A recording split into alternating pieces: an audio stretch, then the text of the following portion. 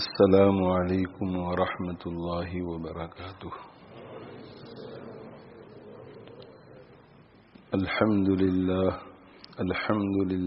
نحمده ونستعینه ونستغفره ونؤمن به ونتوکل علیہ ونعوذ باللہ من شرور انفسنا ومن سیئات اعمالنا، من يهده الله فلا مضل له ومن يضلله فلا هادي له، ونشهد أن لا إله إلا الله وحده لا شريك له، ونشهد أن سيدنا ونبينا ومولانا محمدا عبده ورسوله صلى الله تعالى عليه وعلى آله وأصحابه وبارك وسلم تسليما كثيرا كثيرا، أما بعد، فأعوذ بالله من الشيطان الرجيم، بسم الله الرحمن الرحيم، والراسخون في العلم يقولون آمنا به كل من عند ربنا وما يتذكر إلا أولو الألباب، ربنا لا تزغ قلوبنا بعد إذ هديتنا وهب لنا من لدنك رحمة إنك أنت الوهاب، ربنا إنك جامع الناس ليوم لا ريب فيه إن الله لا يخلف الميعاد۔ صدق الله مولانا العظيم وصدق رسوله النبي الأمي الكريم، ونحن على ذلك لمن الشاهدين والشاكرين، والحمد لله رب العالمين۔ رب اشرح لي صدري ويسر لي أمري واحلل عقدة من لساني يفقه قولي، سبحانك لا علم لنا إلا ما علمتنا إنك أنت العليم الحكيم، اللهم انفعنا بما علمتنا وعلمنا ما ينفعنا وزدنا علما، إن الله وملائكته يصلون على النبي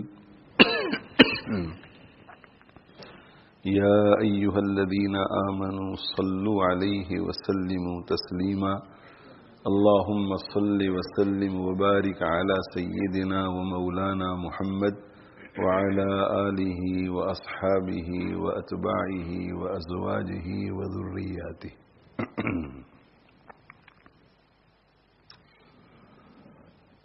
اللہ تعالی شأنہ ارشاد فرماتے ہیں، والراسخون فی العلم، اور وہ لوگ جو پختہ ہیں علم میں،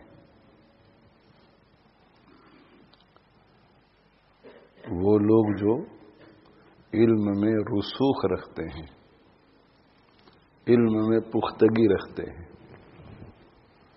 پختہ علماء ہیں، ان کا علم بھی مضبوط اور ان کا عمل بھی مضبوط۔ وہ یہ کہتے ہیں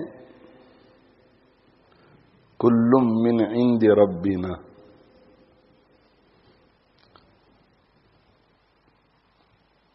قرآن مجید پورا کا پورا حق تعالی شانہ کے یہاں سے آیا ہوا ہے۔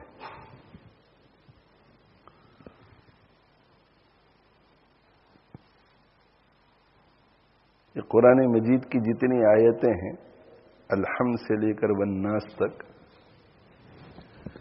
یہ دو حصوں میں تقسیم ہو جاتی ہیں۔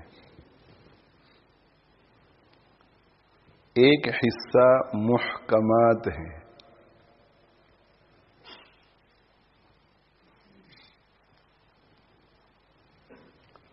اور دوسرا حصہ مشتبہات۔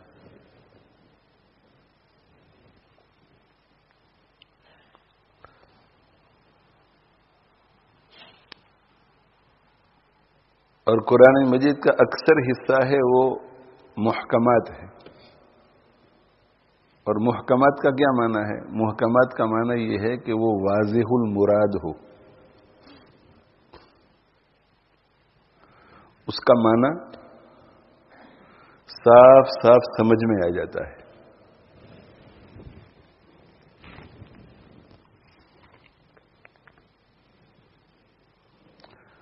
اور جو متشابہات ہیں، دوسری قسم ہے، وہ حصہ واضح المراد نہیں ہوتا. جیسے حروف مقطعات ہیں، الف لام میم. تو یہ جو الف لام میم، تو اس کے بعد حضرات مفسرین جب تفسیر کرتے ہیں تو کیا لکھتے ہیں؟ اللہ اعلم بمرادہ. اس کی مراد کو اللہ زیادہ جانتے ہیں.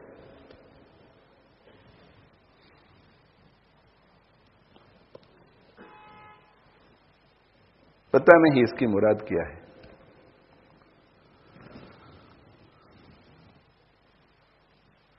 الف لام میم، الف لام میم را، حامیم عین سین قاف، یاسین طہ نون. یہ جو حروف مقطعات ہیں، بعض جگہوں پر یہ ایک ہی حرف ہوتا ہے، جیسے نون، اور بعض جگہوں پر یہ دو حرف ہوتے ہیں.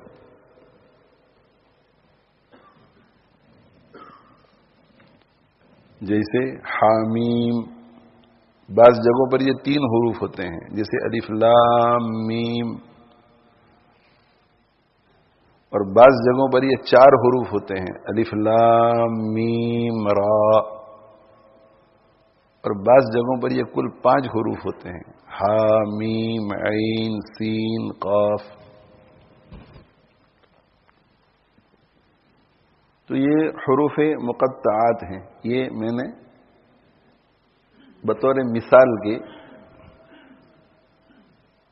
عرض کیا کہ اس کا معنی ہمیں معلوم نہیں ہے.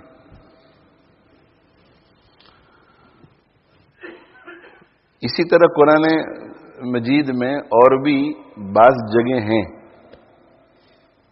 کہ جن کی مراد واضح نہیں ہے.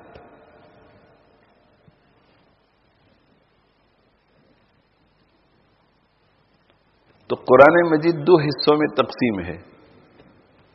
95% وہ حصہ ہے جو واضح المراد ہے، اس کی مراد بالکل واضح، بالکل کلیئر. اور 5% 5% سے بھی کم، بہت ہی کم وہ حصہ ہے جو واضح المراد نہیں ہے.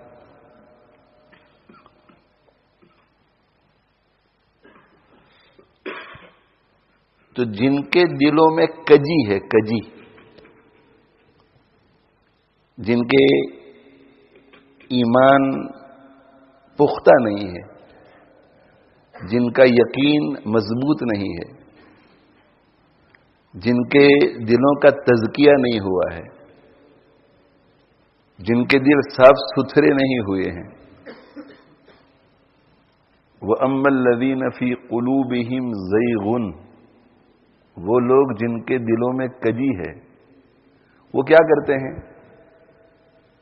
وہ قرآن مجید کے اس حصے کے پیچھے پڑ جاتے ہیں جن کی مراد اللہ نے بالقصد واضح نہیں کی ہے.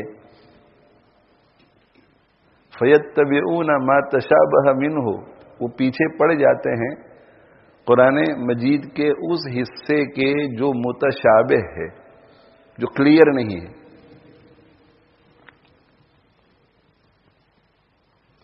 ابتغاء الفتنة وابتغاء تأویلہ، اور وہ کوشش کرتے ہیں کہ اس کا معنی معلوم ہو، اس کا معنی سمجھنے کی کوشش کرتے ہیں، اس کا معنی نکالنے کی کوشش کرتے ہیں، اور پھر اس کا معنی نکال کر وہ فتنہ برپا کرتے ہیں لوگوں میں، کنفیوژن پیدا کرتے ہیں، ڈویژن پیدا کرتے ہیں، لڑائی جھگڑا کرواتے ہیں۔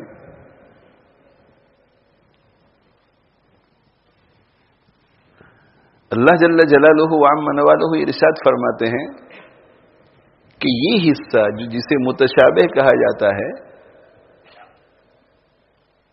اس کی تفسیر اگر تمہیں بتلانی ہوتی تو میں اسے بھی واضح المراد بناتا، اسے بھی میں بالکل کلیئر کرتا، جیسے پورا قرآن ہے، مگر یہاں کوئی چیز ہے، یہاں کوئی چیز ہے، یہاں کوئی چیز ہے، یہاں کوئی چیز ہے۔ یہ جو چند چیزیں ہیں جن کو میں نے متشابہ بنایا ہے، واضح المراد نہیں بنایا ہے، اسی لیے تو بنایا ہے کہ تمہیں اس کی تفسیر ڈھونڈنی نہیں ہے۔ وَمَا يَعْلَمُ تَأْوِيلَهُ إِلَّا اللَّهُ، اس کی تفسیر تو صرف اللہ کو معلوم ہے۔ تو جب اس کی تفسیر صرف اللہ جانتے ہیں تو آپ اس کے پیچھے کیوں پڑ رہے ہیں؟ اس کی تفسیر معلوم کرنے کی آپ کیوں کوشش کر رہے ہیں؟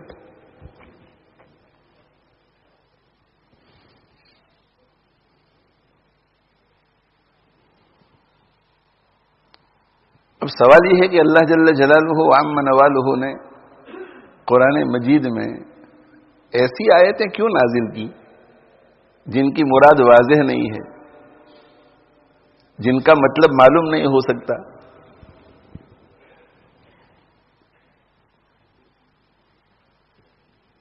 رسول اکرم صلی اللہ علیہ وآلہ وسلم کو ان آیات کے معنی معلوم تھے یا نہیں؟ رسول اکرم صلی اللہ علیہ وسلم کو اگر اس کے معنی معلوم تھے، امت کو کیوں نہیں بتلایا؟ اگر معلوم نہیں تھے تو آپ کو بھی معلوم نہیں، امت کو بھی وہ بتلا نہ سکے، تو ان آیات کو نازل کرنے کی پھر ضرورت کیوں پیش آئی؟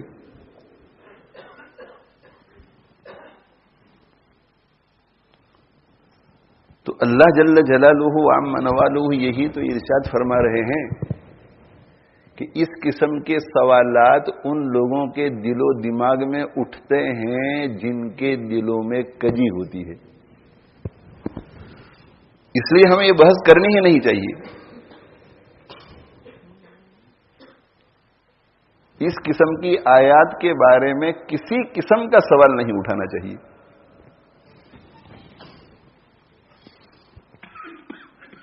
جن کے دل مطمئن رہتے ہیں، الف لام میم، کوئی کوشچن نہیں، اس کا کیا معنی ہے، ہمیں اس میں دلچسپی نہیں ہے۔ حضور اکرم صلی اللہ علیہ وسلم کو اس کے معنی معلوم تھے، ہمیں اس میں دلچسپی نہیں ہے۔ اگر معنی معلوم تھے تو امت کو کیوں نہیں بتلایا، ہمیں اس میں دلچسپی نہیں ہے۔ اس لیے کہ اللہ حکم الحاکمین ہے، یہ ان کا کلام ہے۔ اگر اللہ چاہتے کہ ہمیں یہ ساری باتیں معلوم ہوتی تو یہ ساری باتیں اللہ بتلا دیتے، لیکن جب اللہ نے نہیں بتلائی، اس کا مطلب ہے کہ اللہ چاہتے ہی نہیں کہ ہمیں یہ باتیں معلوم ہو۔ اور جب اللہ کی منشا ہمیں معلوم ہو گئی کہ اللہ چاہتے ہی نہیں کہ ہمیں یہ ساری باتیں معلوم ہوں، تو پھر اس میدان میں ہم قدم کیوں رکھیں؟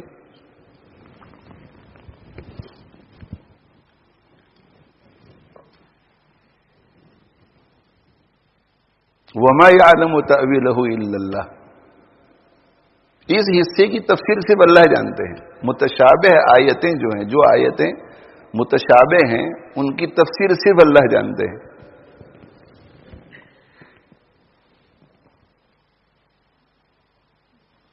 یہ میں نے اتنی بات کہہ دی جو آپ حضرات کو سمجھ میں آ جائے،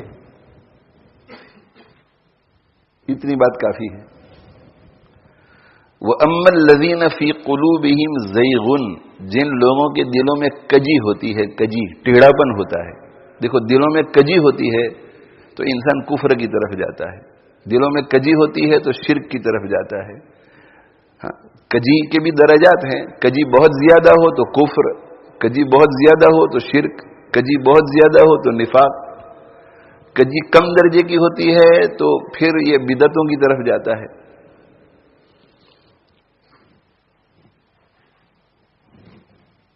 تو بہت سے لوگ اس قسم کی آیات میں پڑے رہتے ہیں، اس کا کیا مطلب ہے، اس کا کیا مطلب ہے، اس کا کیا مطلب ہے، اس کا کیا مطلب ہے، اور جب مطلب سمجھ میں نہیں آتا تو یہ کیسا قرآن ہے، یہ اللہ کا کیسا کلام ہے کہ جس کا مطلب ہمیں سمجھ میں نہیں آتا؟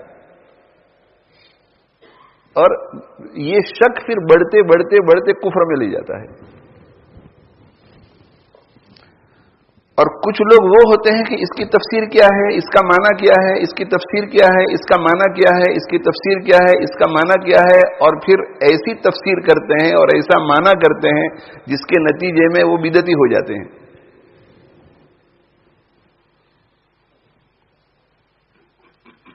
اور پھر یہ الگ الگ فرقوں میں تقسیم ہو جاتے ہیں، کوئی معتزلہ ہو جاتا ہے، کوئی مرجیہ ہو جاتا ہے، کوئی کرامیہ ہو جاتا ہے، کوئی جبریہ ہو جاتا ہے، کوئی قدریہ ہو جاتا ہے۔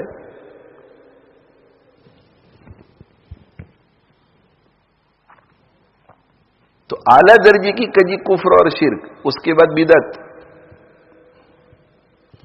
اور اس کے بعد دل میں اگر کجی رہتی ہے تو بدعتی تو نہیں ہے، کافر اور مشرک تو نہیں ہے، مگر گنہگار ہو جاتا ہے، وہ گناہ کبیرہ کا ارتکاب کرتا ہے، اور اس سے بھی کجی اگر کم ہو تو پھر گناہ صغیرہ کا ارتکاب کرتا ہے۔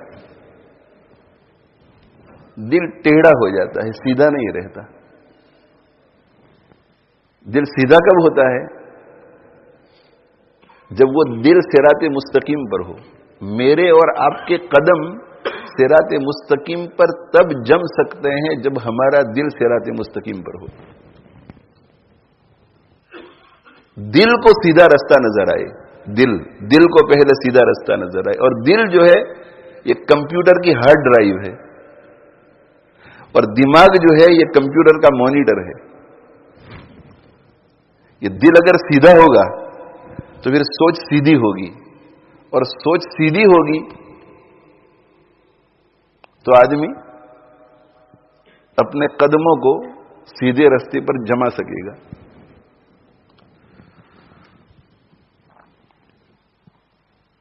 تو وَأَمَّا الَّذِينَ فِي قُلُوبِهِمْ زَيْغٌ، جو اس قسم کی آیتوں کی تفسیر معلوم کرنے کی کوشش کرتے ہیں، جو اس میں لگے رہتے ہیں، اس قسم کی آیتوں کے بارے میں بحث و مباحثہ کرتے ہیں، یہ دلیل ہے اس بات کی کہ اس کے دل میں کجی ہے۔ اور جو اس قسم کی آیتوں سے گزرتا ہے اور وہ آمنا و صدقنا کہتے کہ ہم ایمان لے آئے اور ہم نے تصدیق کی، اور ایسا محسوس ہو رہا ہے کہ یہ ہماری عقل کے دائرے کار سے باہر ہے۔ عقل کی بھی ایک حد ہوتی ہے۔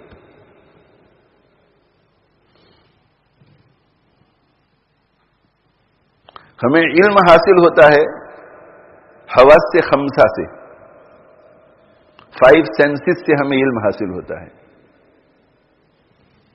واللہ اخرجکم من بطون امہاتکم لا تعلمون شیئا، اللہ تعالی شانہ نے تمہیں نکالا تمہاری ماؤں کے پیٹوں سے، تو تمہاری ماؤں کے پیٹوں سے اللہ نے تمہیں نکالا، تمہیں پیدا کیا، اور اس وقت تمہاری حالت کیا تھی؟ تم کچھ بھی نہیں جانتے تھے، علم زیرو تھا، نالج زیرو تھا، لا تعلمون شیئا۔ وَجَعَلَ لَكُمُ السَّمْعَ وَالْأَبْصَارَ وَالْأَفْئِدَةَ، اور اللہ تعالی شانہ نے تمہارے لیے کان پیدا کیے، آنکھیں پیدا کی، اور دل پیدا کیا۔ دل جو ہے یہ سوچنے کا کام کرتا ہے، کان سننے کا کام کرتا ہے، اور آنکھیں دیکھنے کا کام کرتی ہے۔ علم کا سب سے پہلا ذریعہ انسان کے لیے کان ہے۔ بچہ جب پیدا ہوتا ہے تو وہ سن کر کے علم حاصل کرتا ہے، سن کر، اور عقل بھی کسی درجے میں کام کرتی ہے، دل بھی کام کرتا ہے۔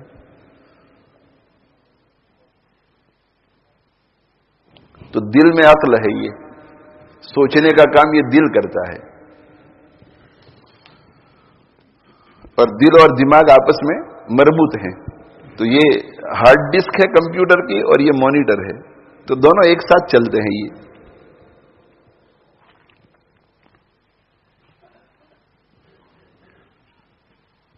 اسی لیے اللہ تعالی شانہ ان لوگوں کے بارے میں جن کے دل بہت ہی کجروی کے شکار ہو جاتے ہیں، بہت ٹیڑھے ہو جاتے ہیں، ان کے بارے میں کیا فرماتے ہیں؟ لہم قلوب لا یفقہون بہا. ان کے دل ایسے ہیں کہ جن کے ذریعے وہ سمجھ حاصل نہیں کر سکتے. یعنی دل اتنے ٹیڑھے ہو گئے ہیں کہ اب صحیح چیزوں کی سمجھ ہی ان میں نہیں ہے، صلاحیت نہیں ہے ان میں.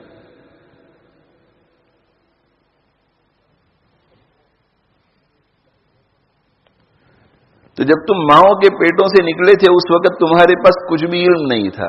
علم کے تم کو ذریعے دیے دو، ایک کان، سب سے پہلے کانوں کے ذریعے، آنکھیں بند کر کے وہ پڑا رہتا ہے، کانوں کے ذریعے علم پہلے حاصل ہوتا ہے. اس کی امی اسے پکارتی ہے دوسرے کمرے سے تو کانوں کے ذریعے پتا چل جاتا ہے کہ امی بول رہی ہے، اور ابو پکارتے ہیں تو کہ ابو کی آواز آ رہی ہے، اور اجنبی شخص تو کہ اجنبی شخص ہے. علم کانوں کے ذریعے حاصل ہوتا ہے. پھر ذرا تھوڑا بڑھتا ہے چند دنوں کے بعد تو آنکھیں کھولتا ہے، اور آنکھیں کھولتا ہے تو آنکھوں کے ذریعے علم حاصل ہوتا ہے، اور دل بھی کام کر رہا ہوتا ہے. تو جو 5 سینسز ہیں، ان 5 سینسز میں سے اللہ تعالی شانہ نے سمع اور بصر، کان اور آنکھ کا اس لیے ذکر کیا کہ ابتدائی مراحل میں بھی اور بعد میں بھی سب سے زیادہ 5 سینسز میں سے جن 2 سینسز سے انسان علم حاصل کرتا ہے وہ یہ 2 ہیں.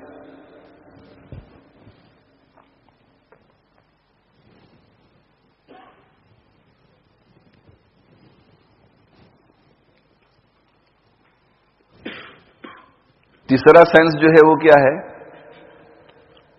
ہاتھ سے ٹچ کرنا. ٹچ، ہاتھ سے، پاؤں سے، سر سے کہیں بھی ٹچ کرتا ہے تو ٹچ کرنے سے علم حاصل ہوتا ہے. گرم ہے، ٹھنڈا ہے، نرم ہے، سخت ہے. تو ایک سینس ہے سننا، دوسرا سینس ہے دیکھنا، تیسرا سینس ہے فیل کرنا، چوتھا سینس ہے سونگھنا، اسمیل کرنا. تو پتہ چلتا ہے کہ خوشبو ہے، بدبو ہے، کوئی چیز کچن میں پک رہی ہے، کوئی چیز بگڑ گئی ہے، کوئی چیز مر گئی ہے، ناک سے. اور 5ویں چیز چکھنا، ٹیسٹ سے پتہ چلتا ہے گرم ہے، ٹھنڈی ہے، میٹھی ہے، کھٹی ہے، کڑوی ہے.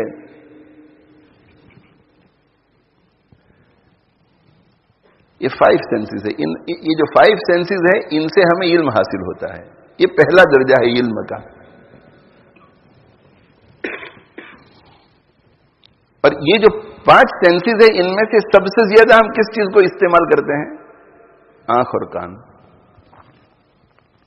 آنکھ اور کان. اور اس کے بعد جو دوسرا درجہ آتا ہے علم کا وہ کیا ہے؟ عقل.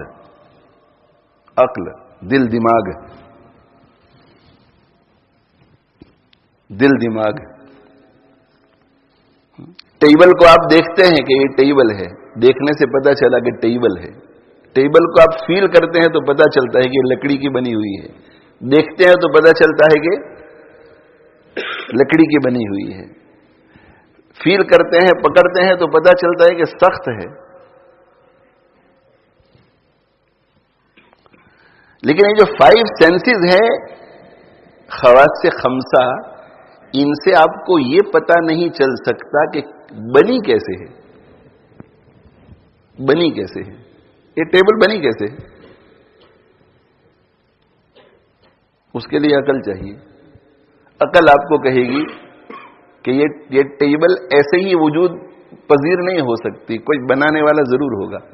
اس لیے کہ دنیا میں جتنی بھی چیزیں ہیں ان کو کوئی نہ کوئی بنانے والا ہوتا ہے، تو اس کو بھی کسی نے بنایا ہوگا.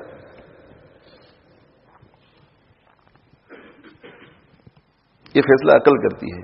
آنکھوں سے یہ فیصلہ نہیں ہو سکتا، کانوں سے یہ فیصلہ نہیں ہو سکتا، زبان سے یہ فیصلہ نہیں ہو سکتا، ناک سے نہیں ہو سکتا. ٹچ اور فیلنگ، مس کرنے سے، ہاتھ لگانے سے یہ فیصلہ نہیں ہو سکتا. تو حواس سے خمسہ میں سے جو سب سے زیادہ حصول علم کا کام کرتے ہیں، آپ گھر سے نکلتے ہیں، آنکھ اور کان، آنکھ اور کان، ہر وقت مشغول، آنکھ کان، آنکھ کان، آنکھ کان. بچہ جب چھوٹا ہوتا ہے آنکھ اور کان، اس لیے اس کا بطور خاص ذکر کیا اور عقل کا بھی ذکر کیا. اور یہ حواس سے خمسہ اور عقل، ان دونوں کو اگر کوئی صحیح استعمال کر لیں تو اللہ نے یہ چیزیں بنائی ایسی ہے کہ وہ فوراً صراط مستقیم پر آ سکتا ہے. اور حواس سے خمسہ میں سے 5 میں سے 2 زیادہ استعمال کیے جانے والے کون سے ہیں؟ آنکھ اور کان. تو یہ تو حواس سے خمسہ اور عقل، دل دماغ، یہ 3 چیزیں ایسی ہیں کہ ان کا اگر کوئی صحیح استعمال کر لے، عبرت کی نگاہ سے ہر چیز کو دیکھے، اپنے آنکھوں کو استعمال کرے، عبرت کی نگاہ سے دیکھے، اپنی آنکھوں سے پہچاننے کی کوشش کرے کہ یہ شخص مجھے کیسا لگتا ہے، یہ شخص کیسا لگتا ہے. اس لیے کہ دیکھنے سے معلوم ہوتا ہے کہ یہ اچھا ہے یا برا ہے. بہت کم آنکھیں دھوکہ کھاتی ہیں. آنکھیں دھوکہ اس لیے کھا جاتی ہے کہ آنکھ، کان اور دل دماغ تینوں کو ساتھ استعمال نہیں کرتے کسی کو پرکھنے کے لیے. اگر کسی کو پہچاننے کے لیے، پرکھنے کے لیے تینوں چیزوں کا ایک ساتھ استعمال ہوگا تو آپ منٹوں میں اس نتیجے پر پہنچ جائیں گے کہ یہ آدمی صالح ہے، یہ آدمی شریر ہے، یہ آدمی اچھا ہے، یہ آدمی برا ہے، یہ آدمی خیر خواہی والا ہے یا دھوکے باز ہے.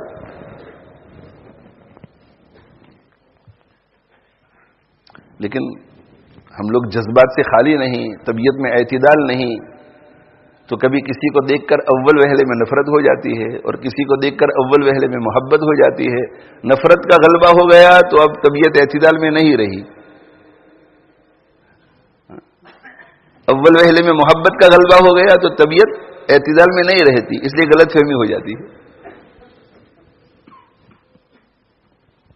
اسی لیے قرآن کے بارے میں بھی اللہ تعالیٰ کیا ارشاد فرماتے ہیں، ان فی ذلک لذکر، اس میں نصیحت ہے.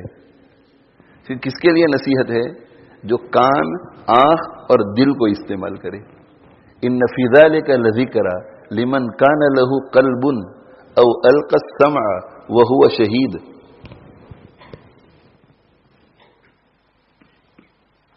یہ قرآنی آیات میں نصیحت ہے. کس کے لیے نصیحت ہے؟ لمن کان لہ قلب، اس شخص کے لیے جس کے لیے دل ہو، صحیح دل ہو، صحیح سوچ ہو اس کی، وہ صحیح استعمال کرے دل کا. او القى السمع، یا وہ غور سے سنے، وہو شہید، یا دیکھے.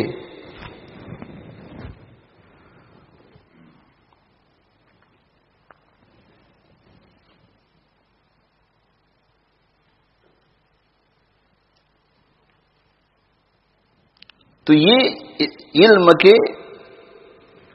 کے 2 ذرائع ہیں. حواس سے خمسہ، 5 سینسز، یہ ایک ذریعہ، ایک کم درجے کا ذریعہ. اس سے اوپر عقل اوپر والا درجہ. اس لیے کہ جہاں تک حواس سے خمسہ کی رسائی نہیں ہوتی، عقل وہاں تک پہنچ کر علم حاصل کرتی ہے. جیسے میں نے مثال دی ٹیبل کی، کہ یہ ٹیبل بنی کیسے، یہ ٹیبل وجود میں کیسے آئی. آنکھ سے پوچھیں گے تو آنکھ کہے گی کہ پتہ نہیں، کانوں سے پوچھیں گے کان کہیں گے پتہ نہیں، زبان کہے گی پتہ نہیں، ناک بھی کہے گی پتہ نہیں، ہاتھ کہیں گے پتہ نہیں. اب عقل حرکت میں آئے گی اور عقل کہے گی کہ کوئی چیز بغیر بنانے والے کے وجود میں نہیں آتی، اس لیے کسی نے بنائی ہوگی اس ٹیبل کو۔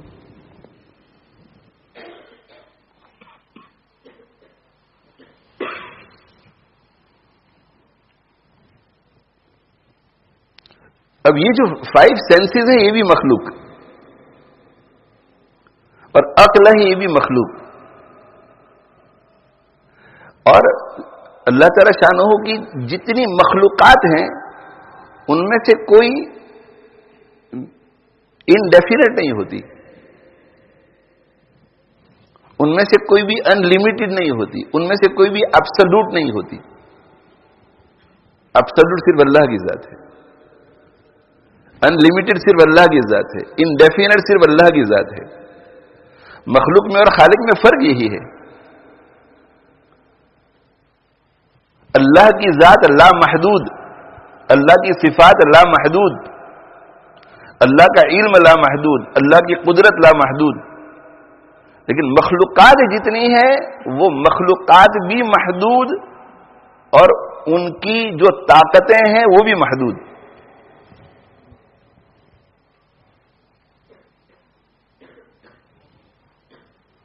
آپٹیشن کے پاس جاتے ہیں تو وہ کہتے ہیں کہ اوپر والی سطر پڑھو، تو ہم پڑھ لیتے ہیں پہلی سطر، پھر وہ کہتے ہیں اس کے نیچے والی سطر پڑھو، اسے بھی ہم پڑھ لیتے ہیں، پھر وہ کہتے ہیں اس کے بعد والی سطر پڑھو، وہاں جا کر کے رک گئے۔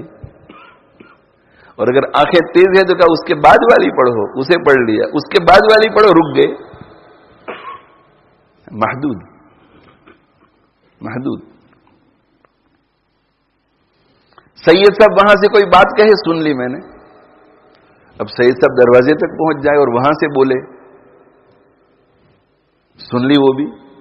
اے ٹی ایم میں چلے جائے، دروازے کھلے رکھو، اب آواز آ رہی ہے مگر سید صاحب کیا کہہ رہے ہیں وہ سمجھ میں نہیں آ رہا۔ دیکھو محدود۔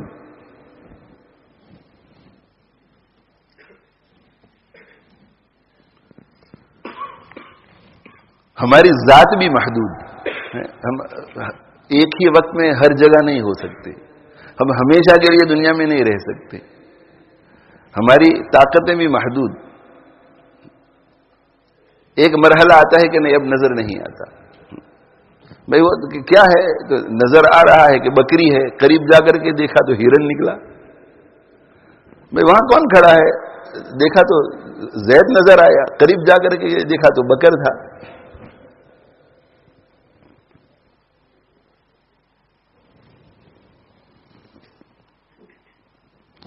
تو عقل جو ہے، عقل یہ اوپر کا ذریعہ ہے، عقل کی رسائی وہاں تک ہے جہاں تک 5 سینسز کی نہیں، مگر عقل بھی محدود اور 5 سینسز بھی محدود۔ لا محدود، لا محدود، ان لمیٹڈ، انڈیفینٹ، ایبسولوٹ اللہ کی ذات ہے اور اللہ کی صفات، اور اللہ کی صفات میں سے ایک صفت ہے کلام، اور قرآن اللہ کا کلام ہے، لہذا وحی جو ہے، وحی یہ ایبسولوٹ ہے، وحی اللہ محدود ہے، وحی ان لمیٹڈ ہے، اس لیے عقل کے بعد اس کا درجہ آتا ہے۔ یہ علم کے 3 ذرائع ہیں، پہلا ذریعہ 5 سینسز، اس کے بعد والا ذریعہ عقل، اور اس کے بعد والا ذریعہ وحی ہے۔ جس طرح 5 سینسز کی رسائی وہاں تک نہیں ہو سکتی جہاں تک عقل کی رسائی ہو سکتی ہے، اسی طرح عقل کی رسائی وہاں تک نہیں ہو سکتی جہاں تک وحی کی رسائی ہو سکتی ہے۔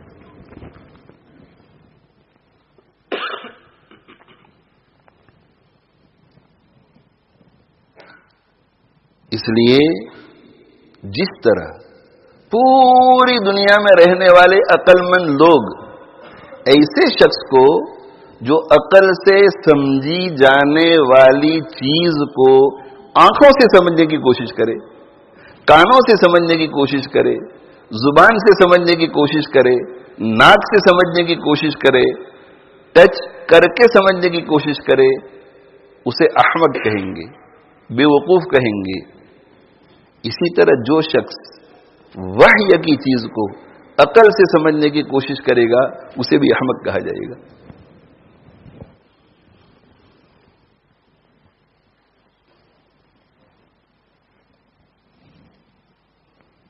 اسی لیے قاعدہ کیا ہے کہ عقل اور 5 سینسز میں ٹکراؤ ہو جاوے، 5 سینسز کچھ کہے اور عقل کچھ کہے تو عقل کی بات ماننی چاہیے. اس لیے کہ عقل کی رسائی وہاں تک ہے جہاں 5 سینسز کی نہیں. ٹھیک اسی طرح اگر عقل میں اور وحی میں ٹکراؤ پیدا ہو جاوے کہ وحی کچھ کہہ رہی ہے اور عقل کچھ کہہ رہی ہے. وحی کہہ رہی ہے کہ مرنے والا جب مر جاتا ہے اور اسے قبر میں رکھ دیا جاتا ہے تو اسے دوبارہ زندہ کیا جاتا ہے، یہ وحی کہتی ہے. عقل کہتی ہے کہ نہ ناممکن، ناممکن نہیں. اور قبر کو جب کھودتے ہیں 5 سال کے بعد تو آنکھیں بھی منع کرتی ہے کہ نہ ناممکن، یہ تو گل سڑ کر مٹی کے ساتھ مل چکا ہے. تو 5 سینسز بھی منع کرتے ہیں کہ نہ یہ ناممکن ہے کہ یہ زندہ ہے، یہ تو مر گیا ہے، ختم ہو گیا ہے. عقل بھی کہتی ہے کہ مر گیا ہے، ختم ہو گیا، مگر وحی کہتی ہے کہ یہ زندہ ہے.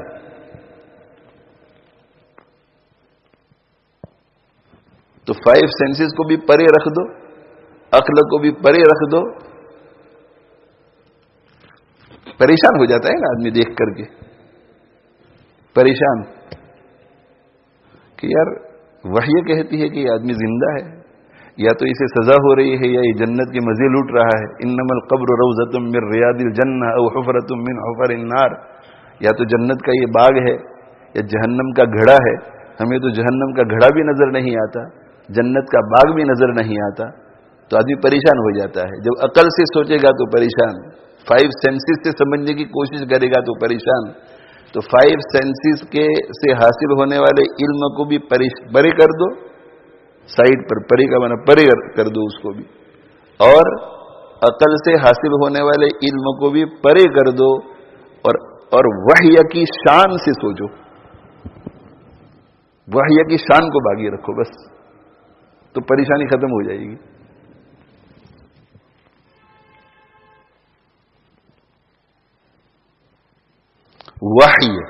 وحی کسے کہتے ہیں؟ جو بات نبی نے سنی ہے. وحی کسے کہتے ہیں؟ جو نبی کی آنکھوں نے دیکھا ہے.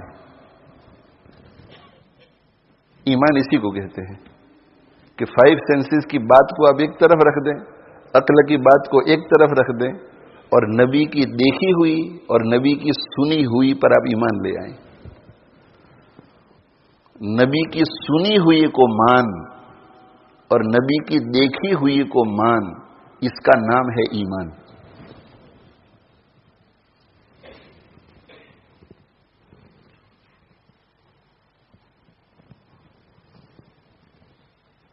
تو اللہ جل جلالہ وعم نوالہ جب یہ فرما دے قرآن میں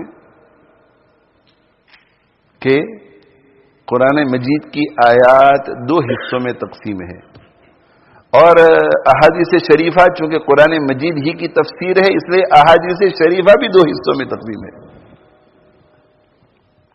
اکثر حصہ محکم ہے، محکم، اور محکم جو سمجھ میں آ جاتا ہے. طریقہ ہے اس کا سمجھنے کا، اس کے لیے جو جن علوم کو حاصل کرنا چاہیے ان علوم کو حاصل کرنا پڑے گا، یا یہ کہ سمجھنے کے لیے جنہوں نے یہ محنت کی ہے ان کے پاس جا کر بیٹھنا پڑے گا، مگر سمجھ میں آ جائے گا. خود علمی محنت کرو گے صحیح راستہ اختیار کر کے تو سمجھ میں آ جائے گا،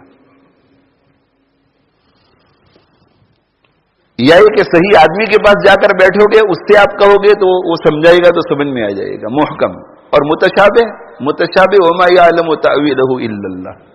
اللہ کے سوا اس کی تفسیر کوئی نہیں جانتا. اللہ نے فیصلہ کر دیا ہے. یہ تو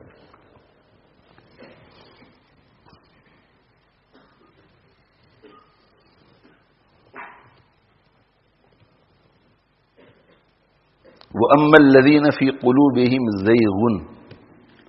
یہ متشابہات جو ہیں ان کے پیچھے کون پڑتے ہیں؟ ان کی تفسیر کون معلوم کرنے کی کوشش کرتے ہیں؟ ان آیات کے بارے میں بحث و مباحثہ کون کرتے ہیں؟ اللہ عالم، اللہ جانتے ہیں، یہ کون نہیں بولتے؟ جن کے دلوں میں کجی ہے.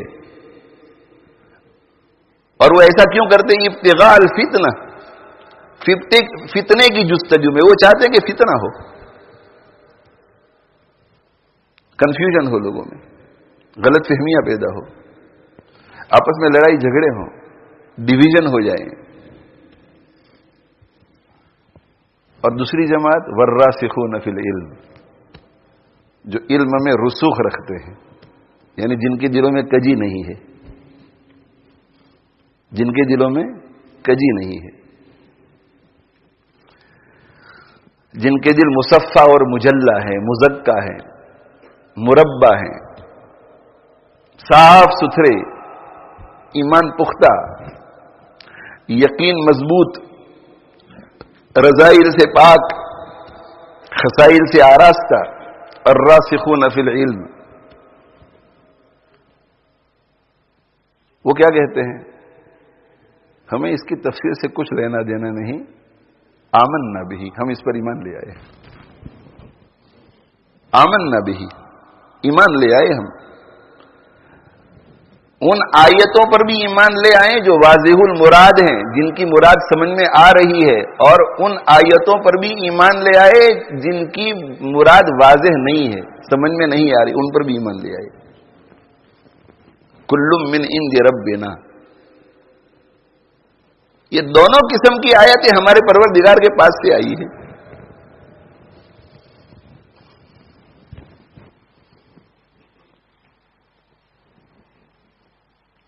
وما يتذكر الا اولو الالباب، اور نصیحت حاصل نہیں کرتے مگر عقل والے. یہ سمجھ کس کو حاصل ہوتی ہے؟ عقل والے ہوتے ہیں. اور یہ عقل والے کون؟ جن کے قلوب مزکا اور مجلہ ہو گئے ہیں.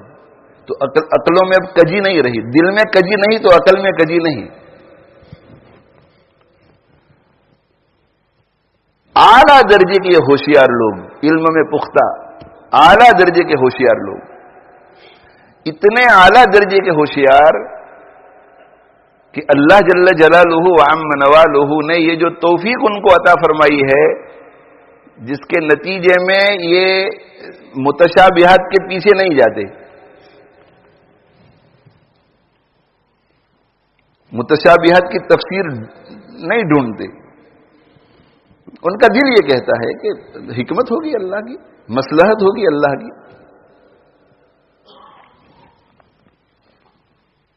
میرا اور آپ کا امتحان بھی تو ہو سکتا ہے. اللہ جل جلالہ وعم نوالہ یہ دیکھنا چاہتے ہوں کہ جو باتیں میری طرف سے ان تک پہنچتی ہیں اور ان کو سمجھ میں آ جاتی ہیں ان کو تو مان لیتے ہیں، کچھ ایسی باتیں میں بھیجتا ہوں جو ان کو سمجھ میں نہ آئے اور پھر دیکھتا ہوں کہ بات مانتے ہیں یا نہیں. یہ حکمت بھی ہو سکتی ہے کہ مان لی. کیوں مان لی؟ اس لیے کہ واسطہ صحیح ہے. یہ کس نے کہا کہ الف لام میم قرآن کا حصہ ہے؟ ہمارے نبی صلی اللہ علیہ وسلم نے فرمایا. ان کو کس نے بتلایا؟ حضرت جبریل نے بتلایا. ان کو کس نے بتلایا؟ اللہ نے بتلایا. تو چین تو مضبوط ہے، اوتھینٹک چین ہے. اب سمجھ میں آئے نہ آئے، مان لیا ہم نے کہ اللہ کی طرف سے ہے.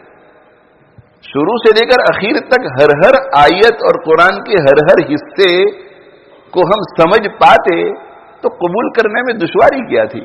تو کچھ آیتیں، کچھ حصہ ایسا بھی نازل کر دیا جو ہماری سمجھ میں نہ آئے اور چین کو اوتھینٹک بنایا. پھر دیکھا کہ ہمارے نبی پہ بھروسہ ہے یا نہیں، جبریل پہ بھروسہ ہے یا نہیں، اور ہمارے اوپر بھروسہ ہے یا نہیں. اسی لیے ایسے لوگوں کو راسخ فی العلم کہا کہ یہ وہی لوگ ہو سکتے ہیں جو علم میں پختہ. اور علم میں پختہ کون ہوتا ہے؟ جو عمل میں پختہ ہوتا ہے. علم اور عمل میں جو پختہ ہیں، اس کا مطلب یہ کہ مان بھی لیتے ہیں اور ماننے کے بعد عمل بھی کرتے ہیں. سری تسلیم خم ہے جو مزاج یار میں آئے. مان لیا، سمعنا و اطعنا، آمنا و صدقنا. یہ راسخین فی العلم یہ کہتے کہ کل من عند ربنا، اور کل من عند ربنا کہہ کر اسے اپنا کمال نہیں سمجھتے.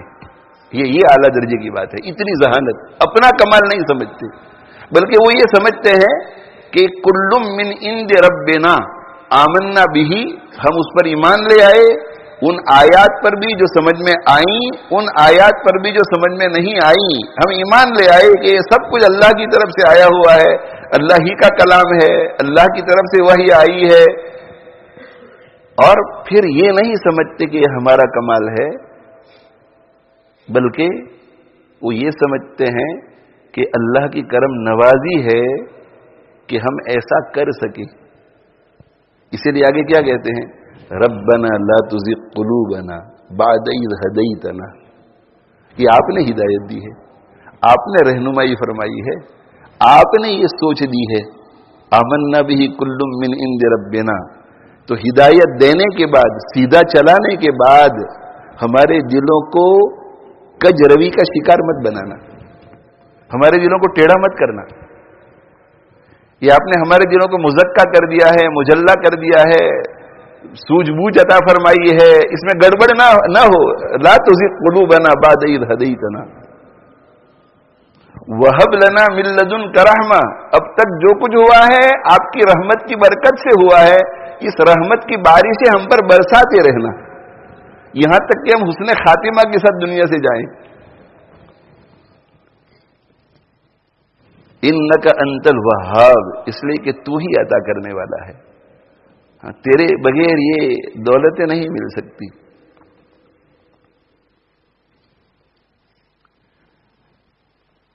اور پھر آگے وہ کہتے ہیں ربنا انک جامع الناس لیوم لا ریب فیہ. یہ ہمارے پروردگار، بے شک آپ لوگوں کو جمع کرنے والے ہیں ایک ایسے دن میں جس میں کوئی شک نہیں ہے، قیامت کا دن.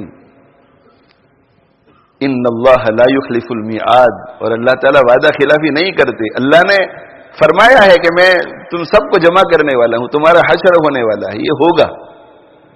تو یہ اللہ، یہ جو ہم آپ سے دعا کر رہے ہیں کہ ہمارے دلوں کو ٹیڑھا مت کرنا، یہ کسی دنیاوی غرض کی وجہ سے نہیں، یہ اخروی غرض کی وجہ سے ہم دعا کر رہے ہیں. اس لیے کہ آپ نے تو وعدہ کیا ہے کہ ایک دن آنے والا ہے جب تم سب کو میرے سامنے کھڑا ہونا پڑے گا. اب اگر دل میں بڑی کجی ہوگی تو ہمیشہ کے لیے جہنم میں چلے جائیں گے، دل میں چھوٹی کجی ہوگی تو ایک مدت تک کے لیے جہنم میں چلے جائیں گے. تو یہ اللہ آپ ہمارے دلوں کو ٹیڑھا مت کرنا.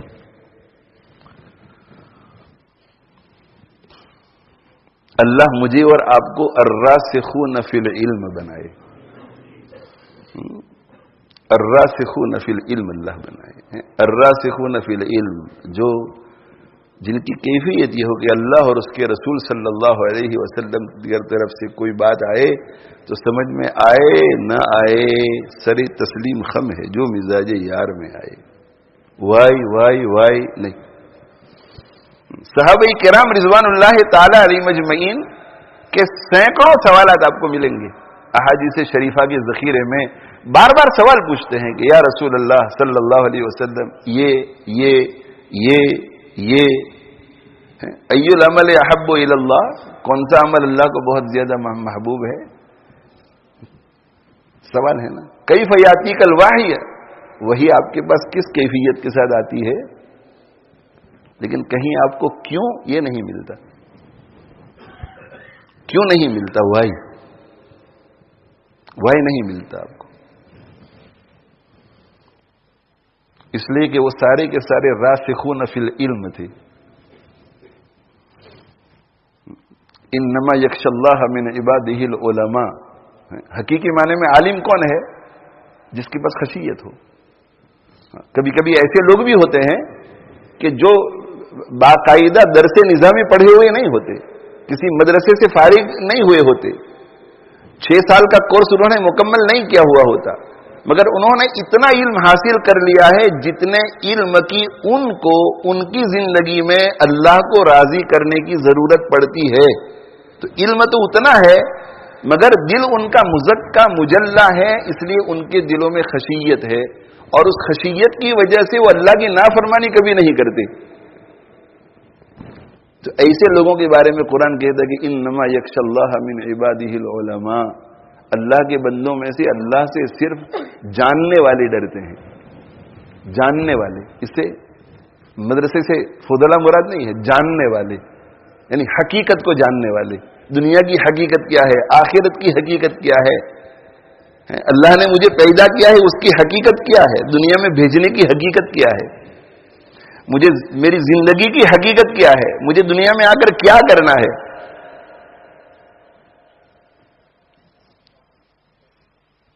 تو اگر علماء کرام جنہوں نے درس نظامی پڑھا ہے، قرآن پڑھا ہے، حدیثیں پڑھی ہے، تفسیر پڑھی ہے، اس کے ساتھ ساتھ اگر ان کے دلوں میں خشیت بھی ہے تو یہ اعلیٰ درجے کے علماء ہیں۔ اور اگر کسی نے درس نظامی نہیں پڑھا مگر اس کے پاس اتنا علم ہے جس کے ذریعے وہ اللہ کی ناراضگی سے دنیا میں بچ سکے اور ساتھ میں خشیت ہے تو وہ کم درجے کا عالم ہے۔ تو اسی طرح اگر کوئی درس نظامی سے فارغ ہوتا ہے اور درس نظامی سے فارغ ہونے کے بعد راسخ فی العلم ہے، مزکا مجلہ ہو گیا ہے اور علم میں رسوخ، یعنی اس اعتبار سے علم میں رسوخ کہ علم بھی ہے، عمل بھی ہے، دل اعلیٰ درجے کا ہے، تو یہ اعلیٰ درجے کا راسخ فی العلم ہے۔ اور اگر ایک مسلمان ہے جس نے اتنا علم حاصل کر لیا ہے جتنے علم کی اس کو اللہ کی ناراضگی سے بچنے کے لیے ضرورت تھی، اور اس کے پاس خشیت ہے، دل اس کا مجلہ مصفہ ہے، تو یہ بھی راسخین فی العلم میں ہے مگر کم درجے کا۔ اسی لیے حضرات مفسرین نے لکھا ہے کہ والراسخون فی العلم سے کون مراد ہے؟ اہل السنت والجماعت۔ اہل السنت والجماعت الراسخون فی العلم ہیں۔ کیوں؟ اس لیے کہ اہل السنت والجماعت کا عالم بھی اور اہل السنت والجماعت کا غیر عالم بھی یہی کہتا ہے کہ آمنا بہ کل من عند ربنا، دونوں کہتے ہیں مگر درجوں میں تفاوت ہے۔ اور اہل السنت والجماعت کون ہے؟ اہل السنت والجماعت وہ لوگ ہیں جو قرآن مجید کی اور احادیث شریفہ کی اس تشریح اور اس تعبیر کو لیتے ہیں جو تشریح اور جو تعبیر صحابہ کرام رضوان اللہ تعالی علیہ مجمعین نے اور ائمہ مجتہدین نے اور ائمہ فقہا نے اور محدثین اور مفسرین نے کی ہے، یہ ہے اہل السنت والجماعت۔ کون ہے بھائی اہل السنت والجماعت؟ جو قرآن اور حدیث کی وہ تشریح لیتے ہیں، اس تشریح کو مانتے ہیں، اس تشریح کو مانتے ہیں، اس تشریح کو سمجھاتے ہیں، بیان کرتے ہیں، اس تشریح کے مطابق زندگی گزارتے ہیں جو تشریح کے کتاب اللہ اور سنت رسول کی صحابہ نے کی ہے، تابعین نے کی ہے، تبع تابعین نے کی ہے، ائمہ مجتہدین نے کی ہے، ائمہ متکلمین نے کی ہے اور محدثین نے کی ہے، مفسرین نے کی ہے۔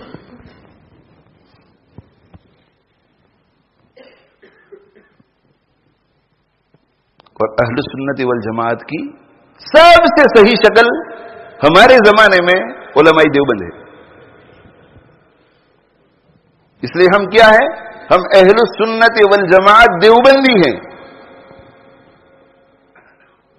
ہم صرف اہل سنت والجماعت نہیں ہیں۔ اس لیے کہ اگر ہم اہل سنت والجماعت کہیں گے کہ ہم اہل سنت والجماعت ہے، ایک دوسری جماعت بھی ہے جو کہتی ہے کہ ہم اہل سنت والجماعت ہے، ایک تیسری جماعت بھی ہے جو کہتی ہے اہل سنت والجماعت ہے، اور ایک چوتھی جماعت بھی ہے جو کہتی ہے اہل سنت والجماعت ہے، مگر ان کی تشریحات اور ان کی تعبیرات صحابہ کرام رضوان اللہ تعالی علیہ مجمعین سے لے کر ہمارے زمانے کے جو صحابہ کرام رضوان اللہ تعالی علیہ مجمعین کی تشریحات اور تعبیرات لے کر چلنے والے علماء ہیں ان کے مطابق نہیں ہے تو گڑبڑ ہو جائے گی۔ اس لیے ہمیں یہ کہنا ہی پڑے گا کہ ہم اہل السنت والجماعت ہیں، اور اہل السنت والجماعت کا کون سا برانڈ ہے؟ ہم دیوبندی برانڈ ہے۔ اگر دیوبندی نہیں ملائیں گے تو گڑبڑ ہو جائے گی۔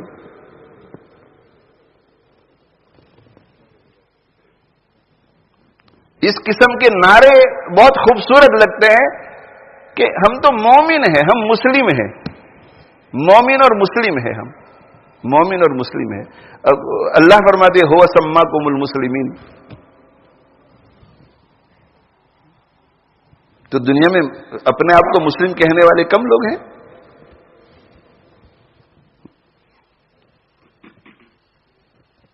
صحابہ کرام رضوان اللہ تعالی علیہ مجمعین کے آخری دور میں، اور اگر آخری دور میں نہیں تو تابعین کے اول دور میں اس زمانے کے لوگوں نے اپنے لیے اہل السنت والجماعت کا ٹائٹل منتخب کیا تھا. تو کیا ان کو پتا نہیں تھا ہوا سماکم المسلمین؟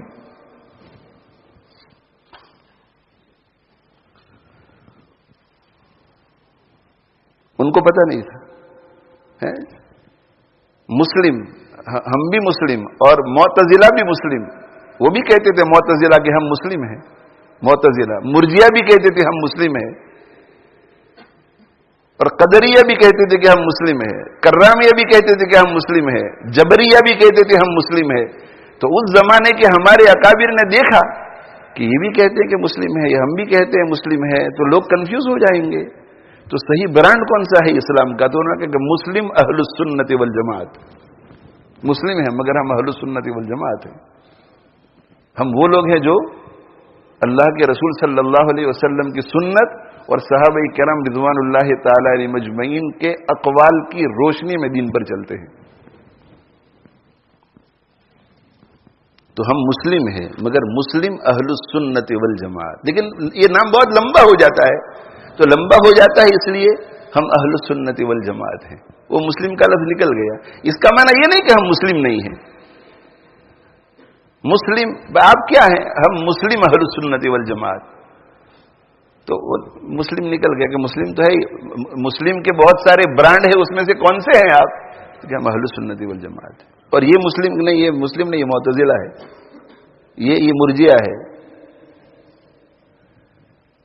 پھر ہمارا دور آیا اہل السنت والجماعت. ہم بھی اہل السنت والجماعت. دوسری جماعت اہل السنت والجماعت، تیسری جماعت اہل السنت والجماعت، چوتھی جماعت اہل السنت والجماعت، پانچویں جماعت اہل السنت والجماعت. تو گڑبڑ ہو جائے گی، کنفیوژن ہو جائے گا.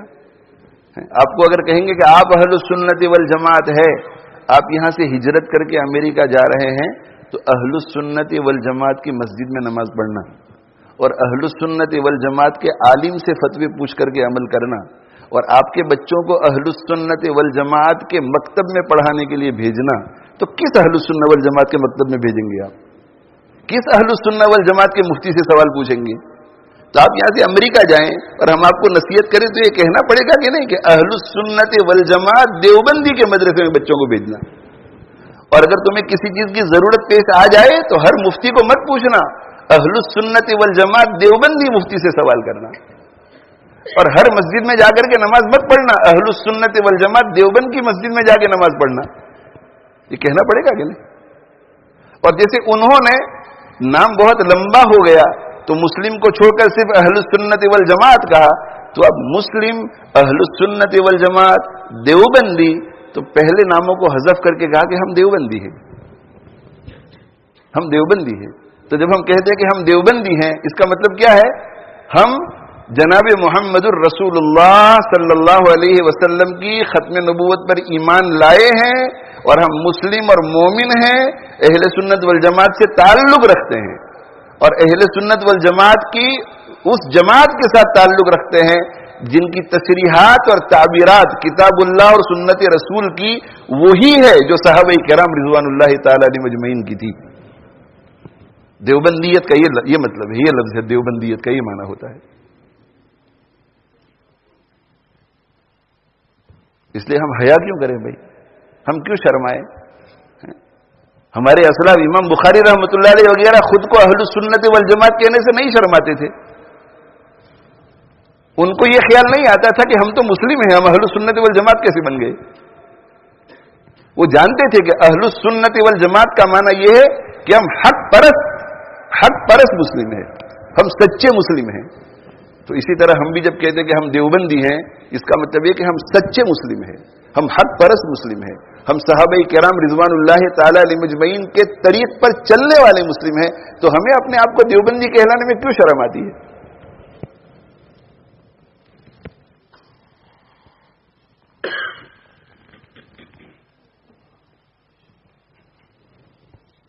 اس لیے ہم محمد الرسول اللہ صلی اللہ علیہ وسلم کی امتی سنی اہل سنت والجماعت کا شورٹ رسول اللہ صلی اللہ علیہ وسلم کے امتی مسلم ہو گئے، امتی سنی دیوبندی ہے.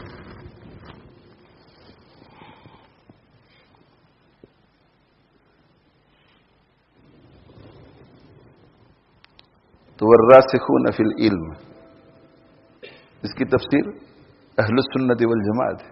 الراسخون فی العلم، علم میں رسوخ رکھنے والے. اس لیے کہ عقیدہ صحیح نہ ہو، نظریات صحیح نہ ہو، بدعتوں میں مبتلا ہو، وہ راسخین فی العلم کیسے ہو سکتا ہے؟ علم میں پختہ تو وہ ہے جس کے دل میں کجی نہیں، اور کجی نہیں تو بدعت میں مبتلا نہیں ہو سکتا. کجی نہیں تو وہ قرآن کو غلط نہیں سمجھ سکتا، کجی نہیں تو وہ سنت کو غلط سمجھ نہیں سکتا.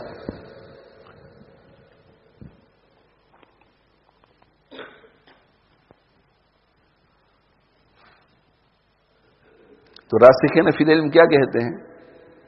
آمنا بھی، ہم اس پر ایمان لے آئے، کل من عند ربنا، یہ سب کچھ اب اللہ کی طرف سے. اور یہ راسخین فی العلم جن کے مختلف مراتب ہیں، یہ راسخ فی العلم اونچے درجے کے ہیں، یہ راسخ پہ اونچے درجے کے ہیں. جیسے کہ مفتی بھی ہیں، علماء بھی ہیں، ماشاءاللہ یہ ادھر مفتی بھی ہیں، علماء، یہ اونچے درجے کا راسخ فی العلم. یہ طلبہ ہے، یہ دوسرے نمبر پر آتے ہیں. پھر عوام جو طلب تیسرے نمبر پر، یہ سب راسخین اہل سنت والجماعت. تو راسخین فی العلم کی ایک علامت تو یہ ہے کہ وہ متشابہات میں نہیں پڑتے. اور راسخین فی العلم کی اور 4 علامتیں ہیں. ان 4 علامتوں میں جو جتنا اونچا ہوگا اتنا ہی اس کا رسوخ فی العلم زیادہ ہوگا. یعنی رسوخ فی العلم یہاں جو قرآن میں بیان کیا جا رہا ہے، اس کو دیکھنے کے لیے یہ نہیں دیکھنا ہے کہ یہ مدرسے سے فارغ ہوئے تھے لہذا یہ راسخین فی العلم میں ہیں. اور یہ جو مولانا صاحب ہیں نا، انہوں نے رسوخ فی العلم کے بعد فلاں مدرسے میں جا کر تخصص فی الافتاء کیا ہے 1 سال تک، تو یہ ان سے بڑھ گئے. اور یہ مولانا صاحب جو ہے نا، انہوں نے افتاء کا 2 سال کا کورس کیا ہے، تو یہ ان سے رسوخ فی العلم میں بڑھ گئے. اور انہوں نے 3 سال کا کیا ہے، تو یہ رسوخ فی العلم میں ان سے بڑھ گئے. اور انہوں نے تخصص فی الافتاء کے ساتھ تخصص فی الحدیث بھی کی ہے، تو یہ رسوخ فی العلم میں اور بڑھ گئے. اور انہوں نے تخصص فی تفسیر بھی کیا ہے، تو رسوخ فی العلم میں یہ بڑھے. یہ سب ایکیڈیمک بحثیں ہیں، یہ ظاہری علوم میں درجے ہیں.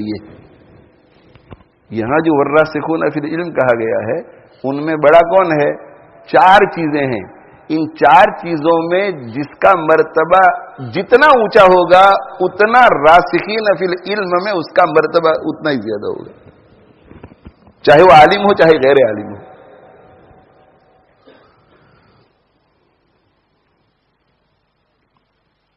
نمبر 1، یہ حضرات مفسرین نے یہ بات لکھی ہے کہ راسخین فی العلم کی 4 علامتیں ہیں.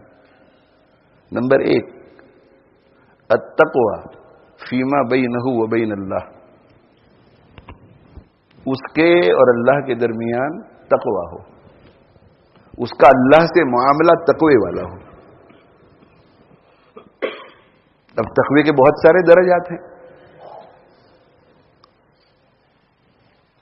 تقوی کے بہت سارے درجات ہیں. پہلا درجہ یہ ہے کہ کفر اور شرک اور نفاق سے بچا ہوا ہو.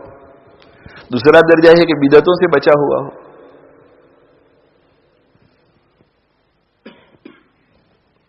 یہاں جس تقوی کی بات ہو رہی ہے وہ صغائر اور کبائر سے بچنے والا ہو. اس کا اللہ کے ساتھ معاملہ ایسا ہو کہ نہ صغائر کا ارتکاب کرتا ہے نہ کبائر کا، اور اگر کبھی ہو جاتا ہے تو فوراً توبہ کر لیتا ہے. اور تقوی میں اگر یہ ترقی کرتا ہے تو پھر رسوخ فی العلم میں بھی ترقی ہوگی. اس لیے کہ تقوی کے بہت سارے درجات ہیں. آخری درجہ کیا ہے؟ آخری درجہ یہ ہے کہ اس کے قلب میں اللہ کے علاوہ کوئی چیز نہ رہے. اس کے قلب میں اللہ کے سوا کوئی چیز نہ رہے. اس کا مطلب یہ ہے کہ وہ دین یا دنیا دونوں میں سے جس کسی کا کوئی کام کرتا ہے اس میں اپنی خود کی غرض نہیں ہوتی، اللہ ہی کے لیے کرتا ہے. وہ کھاتا ہے تو اللہ کے لیے کرتا ہے، وہ کھاتا ہے تو یا تو اللہ کے حکم کو پورا کرنے کے لیے کرتا ہے یا بطور شکر کے کھاتا ہے کہ اللہ نے نعمت بھیجی ہے تو یہ ناشکری ہوگی اگر ہم نہیں کھائیں گے تو. وہ میاں بیوی والے تعلقات اگر قائم کرتا ہے تو نیت یہ ہوتی ہے کہ اگر میں یہ کام نہیں کروں گا تو میں گناہ میں مبتلا ہو جاؤں گا, بد نظری میں مبتلا ہو جاؤں گا, زنا میں مبتلا ہو جاؤں گا, شہوت رانی کے گناہ میں مبتلا ہو جاؤں گا, اس لیے کر رہا ہوں. اپنی ذاتی غرض کوئی نہیں ہوتی. حالانکہ اپنی ذاتی غرض سے بھی اگر کوئی کرتا ہے تو جائز ہے, لطف اندوزی جائز ہے شریعت کی حد میں رہ کر, لیکن تقوی میں ترقی کرتے کرتے اس مقام پر پہنچ جاتا ہے کہ ما سوى اللہ, اللہ کے علاوہ کوئی چیز اس کے دل میں رہتی ہی نہیں. حضرت شیخ الحدیث مولانا زکریا صاحب رحمۃ اللہ علیہ ایک قصہ سناتے تھے جو انہوں نے اپنے بڑوں سے سنا تھا کہ ایک صاحب تھے, وہ کہیں سفر کر رہے تھے. سفر کرتے کرتے ندی پر پہنچے تو انہوں نے دیکھا کہ سیلاب ہے اور کشتی نہیں ہے اور ایمرجنسی تھی, اس لیے ادھر سے ادھر جانا فوراً ضروری تھا. تو کشتی نہیں تھی. ایک دو وہاں تھے, ان سے بات چیت کی تو انہوں نے کہا کہ نہ, پانی اتنا خطرناک ہے کہ ہم اس میں ہمت نہیں کریں گے. چھوٹی چھوٹی ناؤ تھی. تو کسی نے کہا کہ دیکھو وہ جو جھونپڑا تم کو نظر آ رہا ہے اس ندی کے کنارے, وہاں ایک بزرگ رہتے ہیں, ان سے تم دعا کراؤ, ان کی دعا کی برکت سے کوئی تمہارے لیے راستہ نکلے گا. وہ گئے, وہاں گئے تو انہوں نے کہا کہ ایمرجنسی ہے, میرا اس طرف اسی وقت جانا بہت ضروری ہے. تو کہا کہ تم جاؤ اور ندی کے کنارے پر کھڑے رہو, اور ندی کے کنارے پر کھڑے رہ کر کے کہو کہ مجھے اس شخص نے بھیجا ہے جس نے زندگی میں کبھی اپنی بیوی سے صحبت نہیں کی, جس نے زندگی میں کبھی کھانا نہیں کھایا, زندگی میں کبھی اس نے مشروب نہیں پیا, زندگی میں کبھی سویا نہیں ہے. اس نے مجھے بھیجا ہے کہ میرے لیے راستہ بناؤ. پانی تھم گیا اور اس میں سے گزر گیا وہ.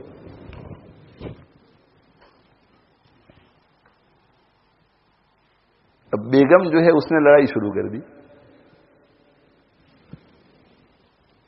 اس نے کہا کہ آپ نہ کھاتے ہیں, نہ پیتے ہیں, نہ سوتے ہیں, بدن تو آپ ذرا اپنا دیکھیے,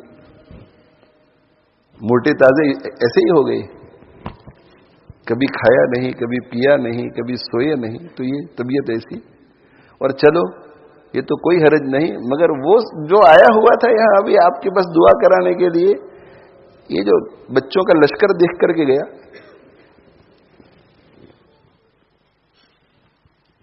کبھی بیوی سے صحبت نہیں کی, تو میرے بارے میں وہ کیا تاثر لے کر گیا ہوگا کہ اگر انہوں نے اپنی بیوی سے کبھی صحبت نہیں کی تو یہ بچے کہاں سے آئے. تو کہا تو ذرا صبر کر, میری بات تو سن, بات سن. اس نے ٹھنڈا کیا اپنی بیوی کو, ان بزرگ نے, اور یہ کہا کہ میں نے کھایا بھی خوب, پیا بھی خوب, تیرے ساتھ صحبت بھی کی بہت زیادہ, یہ بچے اتنے پیدا ہو گئے, اور سویا بھی بہت زیادہ, اللہ نے سلایا بھی, لیکن تجھے یہ پتا نہیں ہے کہ ان میں سے کوئی کام میں نے اپنے نفس کی خاطر نہیں کیا. اپنے نفس کی خاطر کوئی کام نہیں کیا, جب بھی کیا اللہ کی خاطر کیا. حضرت مولانا یعقوب نانوتوی رحمۃ اللہ علیہ, دارالعلوم دیوبند کے سب سے پہلے صدر مدرس, ایک دن کسی طالب علم پر خفا ہو گئی, اور خفا ہو گئے تو پیٹنا شروع کیا اسے. شرعی حد میں رہ کر یہ سارے کام ہوتے تھے, تو پیٹنا شروع کیا. تو طالب کہ حضرت اللہ کے واسطے معاف کر دو. تو حضرت نے مارنا جاری رکھا اور کہا کہ نالائق, تو کیا سمجھ رہا ہے کہ میں اپنے نفس کے لیے تجھے مار رہا ہوں, اللہ ہی کے لیے مار رہا ہوں, مار بھی رہا ہوں اللہ کے لیے. حضرت شیخ الحدیث مولانا زکریا صاحب رحمۃ اللہ علیہ فرماتے ہیں کہ میرے ابا مجھ سے ایسا فرماتے تھے, یعنی فرماتے ہیں حضرت شیخ کہ جس کا یہ اعتقاد ہو اس نے میری سرزنش میں کیا کمی رکھی ہوگی اس کا اب اندازہ لگا. حضرت یہ فرماتے تھے کہ زکریا اگر تجھے پیٹتے پیٹتے تو مر گیا تو شہید ہو کر جائے گا. یعنی مطلب یہ ہے کہ سب کچھ اللہ کے لیے. یہ اعلیٰ درجے کا تقویٰ. تو کبھی کبھی ایسا ہوتا ہے کہ درس نظامی پڑھا ہوا عالم تقوی میں اس درجے پر نہیں ہوتا جس درجے پر غیر عالم ہوتا ہے. تو اس اعتبار سے قرآن کی اصطلاح میں جسے راسخ فی العلم کہا گیا ہے وہ اعلیٰ درجے کا راسخ فی العلم ہو گئی ان کے مقابلے میں، اگر باقی 3 صفات بھی ہوں تو سب سے پہلی چیز کیا ہے؟ التقوی فیما بینہ و بین اللہ. اس لیے جو طلبہ فارغ ہو رہے ہیں آئندہ کل،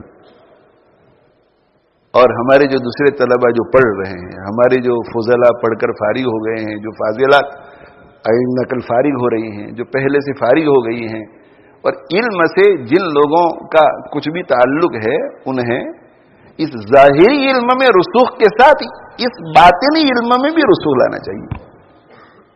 یہ جو 4 اوصاف ہیں ان کو اپنی زندگیوں میں لا کر ان کو پروان چڑھانا چاہیے. ان 4 صفات کو بہت اعلیٰ درجے کی. ان 4 صفات کو آپ سنیے اور سن کر کے پھر تاریخ میں جتنی بڑی بڑی ہستیاں گزری ہیں ان پر انطباق کیجئے تو آپ کو نظر آئے گا کہ 4 صفات ان میں بدرجہ اتم موجود تھی. بڑا وہی ہوگا، اللہ اسی کو بڑا بنائیں گے جس کے اندر یہ 4 صفات ہوں گی، اور یہ 4 صفات جتنی اعلیٰ ہوگی اتنا اعلیٰ بنے گا وہ.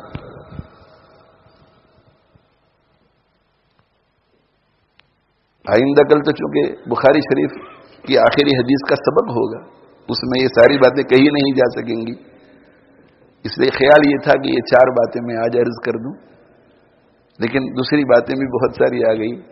مقصود میرا صرف یہی تھا آج، التقوی فیما بینہ و بین اللہ. التقوی فیما بینہ و بین اللہ. ہو سکتا ہے کہ جلالین شریف کے حاشیے پر بھی یہ ہو، اور تفسیر خازن میں بھی یہ ہے، التقوی فیما بینہ و بین اللہ. اللہ کے اور بندے کے درمیان تقوی ہو. اور غیر علماء کی خدمت میں بھی گزارش ہے، جو نن علماء ہے، آپ بھی ترقی کریں تقوی میں ترقی کریں. علم والا عالم اگر تقوی میں آگے بڑھے گا تو آپ سے بہت آگے ہو جائے گا، اور اگر وہ تقوی میں آگے نہ بڑھیں اور آپ تقوی میں آگے بڑھیں گے تو قیامت کے دن آپ اس عالم سے آگے ہوں گے.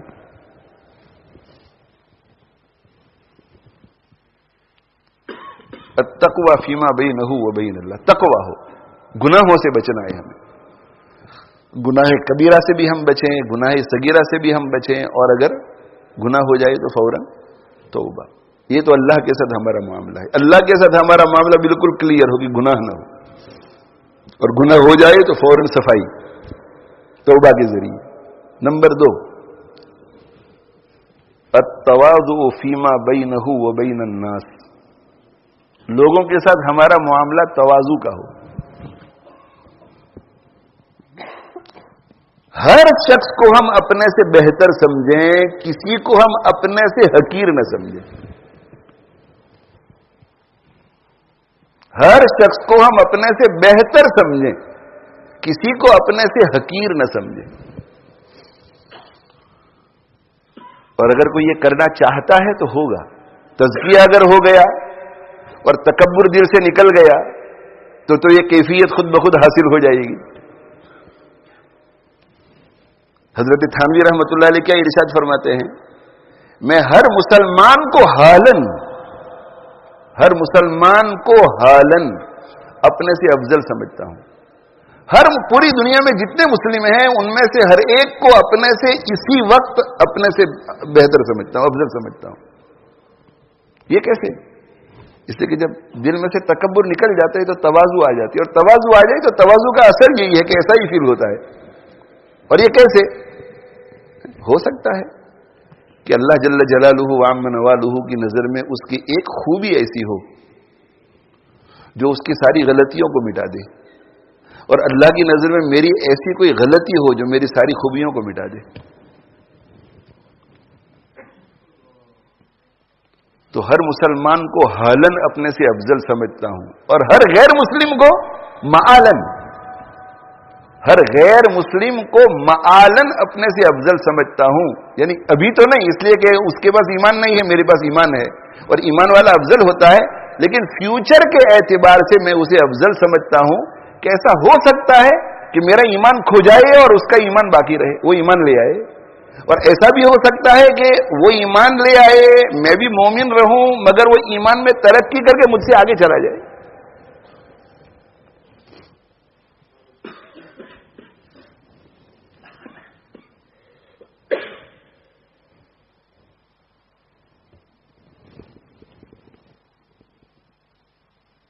حضرت تھانوی رحمۃ اللہ علیہ اس کو اپنے انداز میں سمجھاتے ہیں کہ اگر آپ کے اندر کوئی خوبی ہے، ایک عالم ہے، عالم علم والا ہے، تو وہ جو سامنے غیر عالم بیٹھا ہوا ہے اس کو اپنے سے افضل کیسے سمجھے؟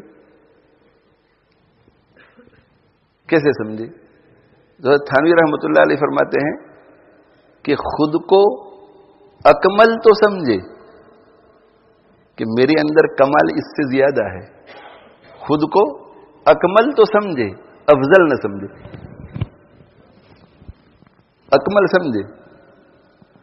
ایک کارپینٹر ہے، بڑھئی ہے، وہ بہترین کرسی بنا سکتا ہے، بہترین ٹیبل بنا سکتا ہے، تو وہ کسی عالم کو دیکھے گا تو اس کے ذہن میں ایسا آئے گا کہ کارپینٹری کا جو کمال میرے پاس ہے وہ اس کے پاس نہیں ہے، مگر افضل تو یہی ہے. تو حضرت فرماتے خود کو اکمل سمجھنے میں کوئی حرج نہیں، سے کہ یہ تو علم ہے، علم نالج ہے، آپ کے پاس نالج ہے کہ میرے پاس جو ایکسپرٹیز ہے وہ ان کے پاس نہیں ہے. ایک آرکیٹیکٹ، جب ایک آرکیٹیکٹ آرکیٹیکچر کی فیلڈ میں، ایک انجینئر انجینئرنگ کی فیلڈ میں ہمارے ساتھ بات کرے گا تعمیر وغیرہ کے سلسلے میں، تو اس کو ذہن میں یہی آئے گا نا کہ ان کو وہ باتیں معلوم نہیں جو مجھے معلوم ہے. اس کا مطلب ہے کہ میں اکمل ہوں اس فیلڈ میں، مگر افضل میں نہیں ہوں. افضل یہ ہو سکتا ہے. تو استاد بھی جب طالب علم کو دیکھے تو یہ ایسا خیال تو آ سکتا ہے کہ میں اکمل ہوں، ابھی یہ تو سیکھ رہا ہے، لیکن پتہ نہیں نیکی کے اعتبار سے یہ کتنا آگے مجھ سے ہے، افضل یہ ہو سکتا ہے مجھ سے.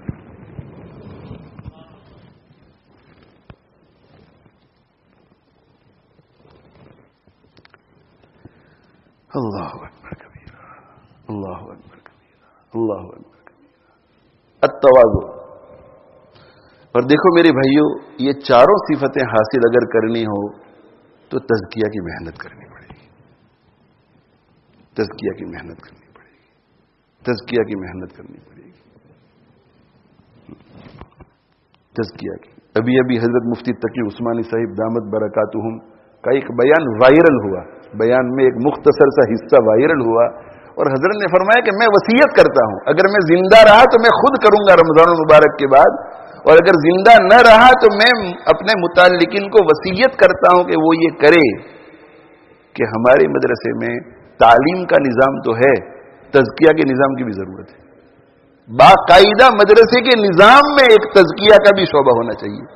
طالب علم جس طرح تعلیم میں محنت کرتے ہیں اور ان سے مدرسے میں کروائی جاتی ہے، تزکیہ کی بھی محنت کروائی جائے. اور پھر حضرت نے فرمایا کہ اس سے کہ علم جو ہے، علم یہ ایک کھول ہے، تزکیہ کے بغیر اس میں روح نہیں آئے گی.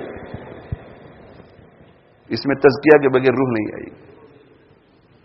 تو حضرت نے فرمایا کہ اب رمضان المبارک کے بعد ہمارے مدرسے میں تعلیم کے ساتھ ساتھ تزکیہ کا بھی نظام ہوگا.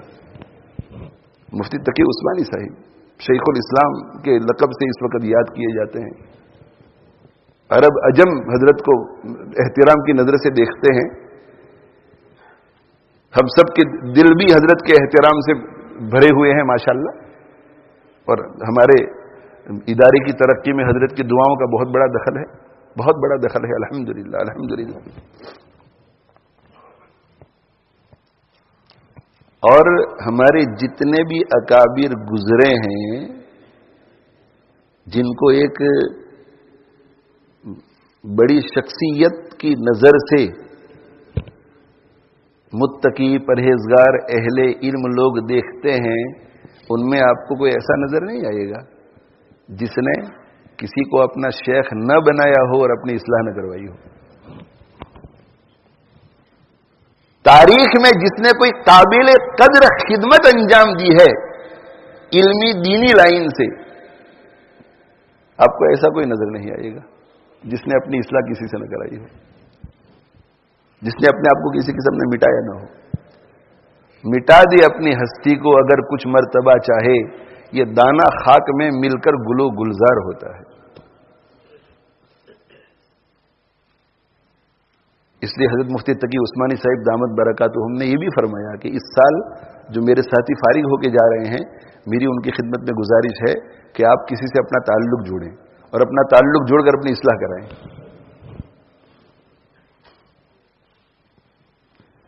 تو علمی محنت بھی خوب ہو اور روحانی محنت بھی خوب ہو. جب علم میں ترقی ہوگی, روحانیت میں ترقی ہوگی, تو آپ ایک ایسا ہتھیار بنیں گے جو انشاءاللہ امت کے لیے نافع ہو. علمی مقام ہے مگر روحانی مقام نہیں ہے, آپ کام نہیں کر سکیں گے.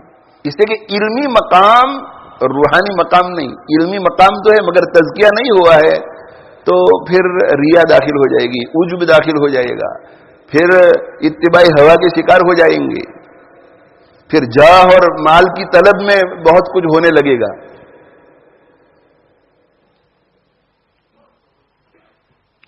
اور اگر روحانی محنت ہوئی, روحانی محنت اور علمی محنت نہیں ہوئی, تو روحانی محنت کی وجہ سے خود کو بھی سنبھال لے گا اور دائیں بائیں آگے پیچھے والوں کو بھی سنبھال لے گا. لیکن اگر کوئی چیلنج آئے گا امت میں بڑا, تو علمی کمزوری کی وجہ سے مقابلہ نہیں کر سکے گا. اس لیے روحانیت کے ساتھ علم بھی چاہیے, دونوں چیزیں چاہیے. ایک ہاتھ میں علم ہو تو دوسرے ہاتھ میں روحانیت.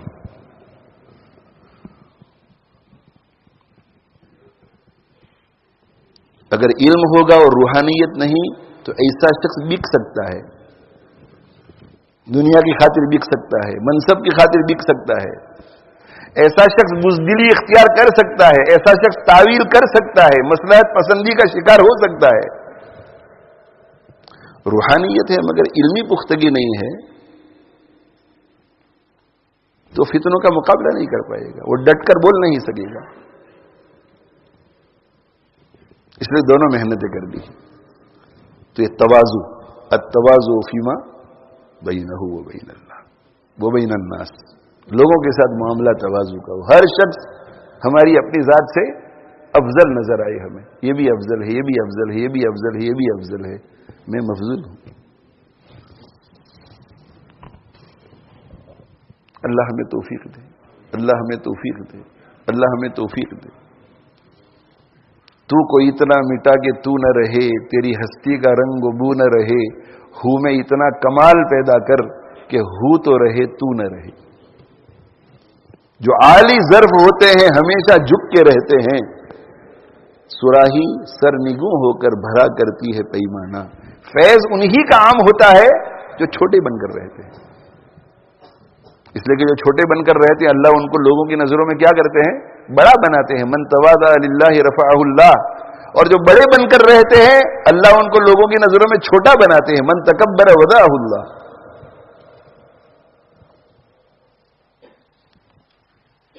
پھلوں سے لدی ہوئی ٹہنی ہمیشہ جھکی ہوئی رہتی ہے.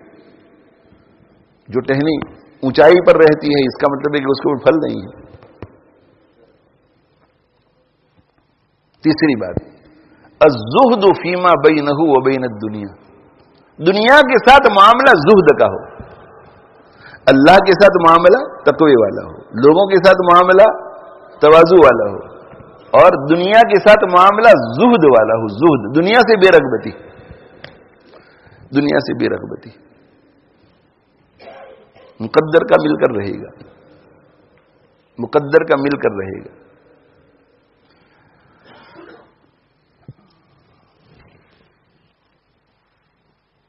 ہمیں مقصود کس چیز کو بنانا ہے؟ حضرت مولانا عبید اللہ صاحب بلیاوی رحمت اللہ علیہ تھے, نظام الدین مرکز میں بخاری شریف پڑھاتے تھے کسی زمانے میں. حضرت شیخ الحدیث مولانا زکریا صاحب رحمت اللہ علیہ کے خلیفہ تھے. تو حضرت یہ فرماتے تھے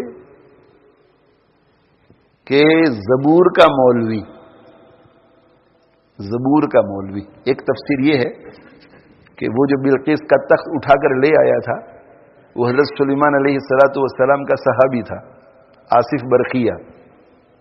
تو زبور کا مولوی ہوا نا. تو حضرت یہ فرماتے تھے کہ زبور کا مولوی اتنی دور کی مسافت سے ایک پل جھپکنے کے برابر میں بلقیس کے تخت کو اگر کھینچ سکتا ہے تو کیا قرآن کا مولوی 3 روٹیوں کو نہیں کھینچ سکے گا؟ زبور کا مولوی تخت کو کھینچ لیتا ہے تو قرآن کا مولوی روٹیوں کو نہیں کھینچ سکے گا. میرے والد صاحب رحمۃ اللہ علیہ مجھے سمجھاتے تھے، ان کی نصیحتوں نے مجھے بہت نفع پہنچایا ہے. مجھے سمجھاتے تھے کہ بیٹا فارغ ہونے کے بعد کوئی دوسرا کام مت کرنا، فل ٹائم دین کی خدمت، فل ٹائم دین کی خدمت، کسی اور کام میں مت لگنا. اور چونکہ خود پوری زندگی امامت میں گزری تھی ان کی، تو ان کو پتا تھا کہ تنخواہ تو بہت کم ہوگی. تو مجھ سے فرماتے تھے کہ بیٹا تنخواہ تمہاری بہت کم ہوگی، تنخواہ تمہاری بہت کم ہوگی، مگر تم نے اگر محنت سے اخلاص کے ساتھ پڑھا اور پھر پڑھنے کے بعد محنت سے اخلاص کے ساتھ دین کی خدمت کی تو تمہاری جس وقت جو بھی ضرورت ہوگی اللہ پوری کرے گا. تنخواہ کم ہوگی مگر جس وقت جو ضرورت ہوگی اللہ پوری کرے گا. تو نہیں اخلاص اور محنت سے پڑھ سکا، نہ اخلاص اور محنت سے دین کی خدمت کر سکا، بس صرف ان کے حکم کی وجہ سے ایک توفیق ملی اور کوشش کی کہ بھئی محنت سے اخلاص سے پڑھنا چاہیے. بچپنا تھا پڑھنے کے زمانے میں، کیا اخلاص اور کیا محنت، اور فارغ ہونے کے بعد پھر کام میں لگے. تو اخلاص تو بہت مشکل چیز ہے، بہت مشکل چیز ہے. ہاں، لوگ موت تک ایڑیاں رگڑتے رہتے ہیں کہ بھئی خون پسینہ ایک کرتے رہتے ہیں کہ اخلاص آ جاوے، اخلاص آ جاوے، اللہ ہمیں بھی نصیب کرے. اخلاص، محنت کھاتے ہیں، پیتے ہیں، سوتے ہیں، آرام سے زندگی گزار رہے ہیں، محنت تو کر تو نہ سکے لیکن اس لائن میں لگے رہے. تو اللہ جل جلالہ عم نوالہ نے کبھی بھی کسی بھی چیز میں محتاج نہیں رکھا. جتنی چیزوں کی ضرورت پڑتی ہے اس سے زیادہ ہی ہوتی ہے ہر وقت.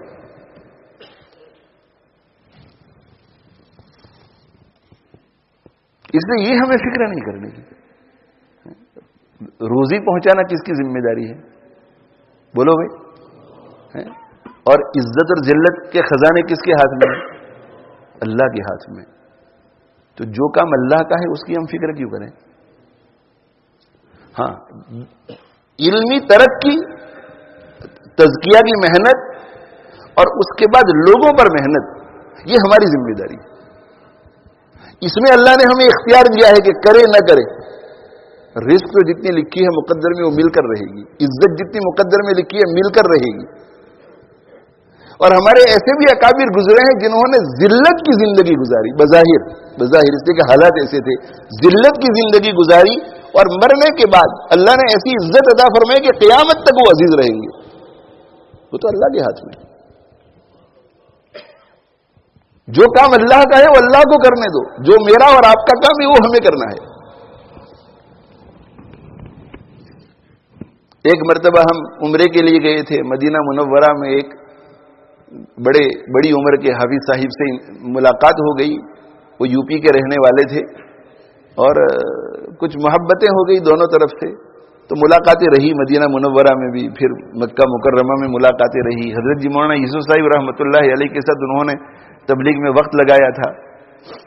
تو مکہ مکرمہ میں ایک دن ایک جگہ تھی جہاں علماء عشاء کی نماز کے بعد اکٹھا ہو جاتے تھے. تو ہم تھے کہ حافظ صاحب بھی آ گئے، ویل چیئر میں معمر تھے.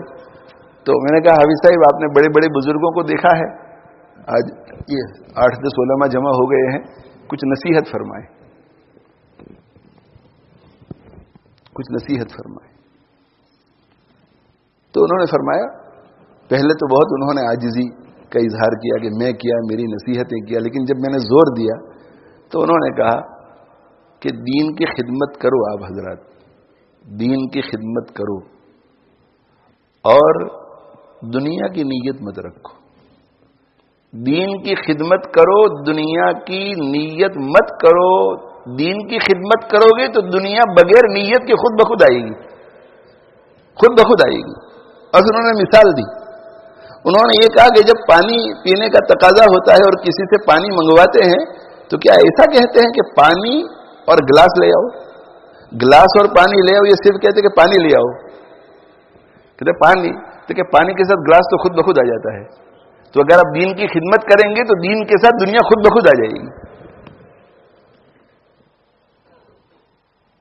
یا تو اللہ دنیا چھپر پھاڑ کر دیں گے, یا یہ کہ صبر کا خزانہ اتنا بڑا دے دیں گے کہ قلیل پر بھی آپ راضی رہیں گے, خوش رہیں گے.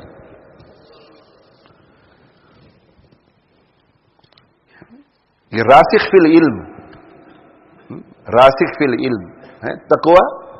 اب ہمارے اور اللہ کے درمیان معاملہ کس کا ہونا چاہیے؟ تقوی کا. تو آدمی بیٹھ کر کے سوچتا رہے, محاسبہ کرے کہ میرا معاملہ تقوی والا ہے کہ نہیں اللہ کے ساتھ. سوچتا رہے. یہ مراقبہ ہر ہفتے ہونا چاہیے, ہر طالب علم کا, ہر عالم کا, ہر غیر عالم کا, ہر مسلمان کا, کہ کیا میرا اللہ کے ساتھ معاملہ تقوی والا ہے یا نہیں. نمبر 2, میرا اللہ کے بندوں کے ساتھ معاملہ تواضع والا ہے یا نہیں. اور نمبر 3, دنیا کے ساتھ میرا معاملہ زہد والا ہے یا نہیں. زہد, بے رغبتی, دنیا سے بے رغبتی. دنیا سے بے رغبتی کا مطلب یہ نہیں ہے کہ اللہ تعالی شانہ اگر فراوانی دے تب بھی آدمی اسے پھینک دے. نہیں. زہد کا معنی یہ کہ ہمارا دل دنیا میں نہ ہو. دنیا ہمارے پاس آ جائے یہ الگ بات ہے, ہمارا دل دنیا میں نہ ہو. ہمارے اکابر کا کیا اصول ہوتا تھا؟ طمع نہیں کرتے, طمع نہیں کرتے, لالچ نہیں رکھتے کہ مجھے یہ مل جاوے, یہ آ جاوے, ان سے تعلق ہے تو ان سے کچھ مل جائے. طمع نہیں کرتے. اور جب آ جائے خود بخود بغیر طمع کے تو منع نہیں کرتے. اور ہاتھ میں جب آ جاتا ہے تو پھر دیکھتے ہیں کہ میری ضرورت ہے نہیں ہے. اگر ضرورت نہیں تو پھر جمع نہیں کرتے, آگے خرچ کر دیتے ہیں. نہ طمع کرتے ہیں, نہ منع کرتے ہیں, نہ جمع کرتے ہیں.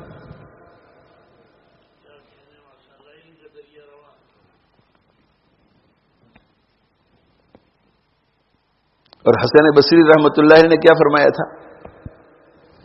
وَهَلْ رَأَيْتَ فَقِيهًا, آپ فقی کہہ رہے, فقی دیکھا ہے؟ فقی کون ہے؟ الزاہد فی الدنیا, یہ ہے فقی. الزاہد فی الدنیا, دنیا سے بے رغبت, دنیا سے ہمیں کچھ.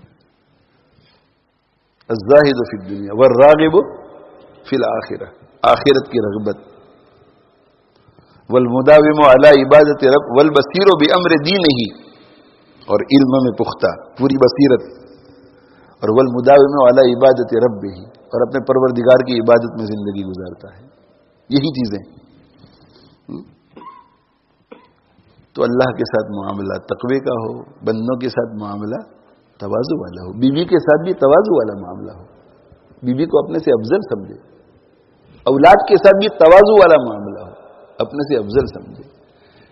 ماں باپ کے ساتھ تواضع والا معاملہ ہو. ماں باپ کو دیکھے تو دل میں یہ خیال کریں کہ ان کی عمر مجھ سے بڑی ہے, لہذا ان کی جتنی نیکیاں ہیں اتنی میری نہیں. اور اولاد کو دیکھے تو یہ سوچیں کہ ان کی عمریں مجھ سے چھوٹی ہیں, جتنے گناہ میں نے کیے ہیں اتنے انہوں نے نہیں کیے.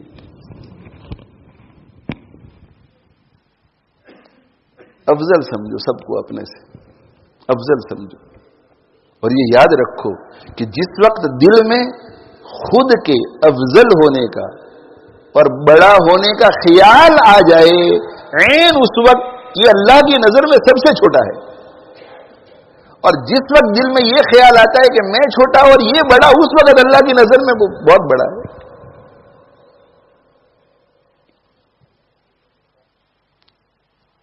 زہد, تیسری بات, زہد. زہد, بے رغبتی. عزت ملی نہیں ملی اللہ کے ہاتھ میں ہے. اللہ سے بس مانگو. عزت مطلوب چیز مطلوب ہے, مگر اللہ سے مانگو. اللہم اجعلنی صغیرا فی عینی وکبیرا فی اعین الناس. نہ منصب ہمیں چاہیے, نہ مل جاوے پھر ناشکری نہیں ہے. منصب مجھے شیخ الحدیث نہیں بننا ہے, بس مجھے تو اللہ کی رضا چاہیے. لیکن اللہ منتظمین کے دلوں میں بات ڈالے اور آپ کو شیخ الحدیث بنا دیا جاوے, اب یہ بغیر آپ کی طلب کے, بغیر آپ کی چاہت کے, کوشش کے, خواہش کے یہ منصب ملا, اب ایسا سمجھیں کہ انکار کرنا یہ ناشکری ہوگا. اور بغیر طلب کے جب کوئی منصب ملتا ہے تو اسے تو آدمی آسانی سے ہینڈل کر لیتا ہے, اس لیے کہ اس کے ساتھ فرشتہ مدد کرنے کے لیے آتا ہے. اب اللہ کی مدد ہے میرے ساتھ, اس لیے کوئی حرج نہیں.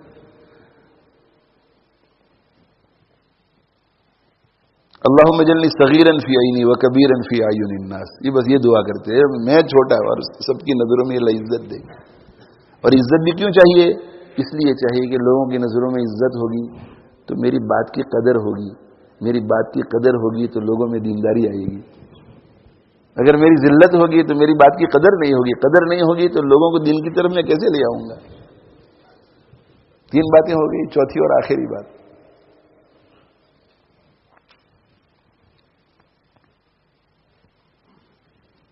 المجاہدۃ فیما بینہ و بین النفس. اپنے اور نفس کے درمیان مجاہدہ ہو, ہر وقت لڑائی ہو نفس کے ساتھ, ہر وقت لڑائی ہو. نفس کی چاہتوں کو پورا نہیں کرنے کا, نفس کی مخالفت. والذین جاہدوا فینا, ہر وقت مجاہدہ, ہر وقت مجاہدہ. تقوی میں خلل واقع ہو سکتا ہے, مجاہدہ کرو گے نا, نہیں, یہ نہیں ہو سکتا. کسی کے ساتھ بدتمیزی کا دل میں ارادہ ہو, لڑنے جھگڑنے کا ارادہ نہیں, نفس کو کنٹرول کرو. کسی سے لڑنا, کسی پر ہاتھ اٹھانا, کسی کی گریبان کو پکڑ لینا, یہ بہادری کی بات نہیں ہے. بہادری یہ ہے کہ آدمی صبر کر جائے. بڑا بہادر ہے جو صبر کر جائے. لڑائی جھگڑا کرنا یہ تو جانوروں کا کام ہے, جنگلوں میں ہوتا ہے, یہ انسانوں کی بستی میں نہیں ہوتا. بعض لوگ اس کو کمال سمجھتے ہیں, لڑنے جھگڑنے کو, گالی دینے کو, تو میں کرنے کو کمال سمجھتے ہیں کہ میں بہت بڑا.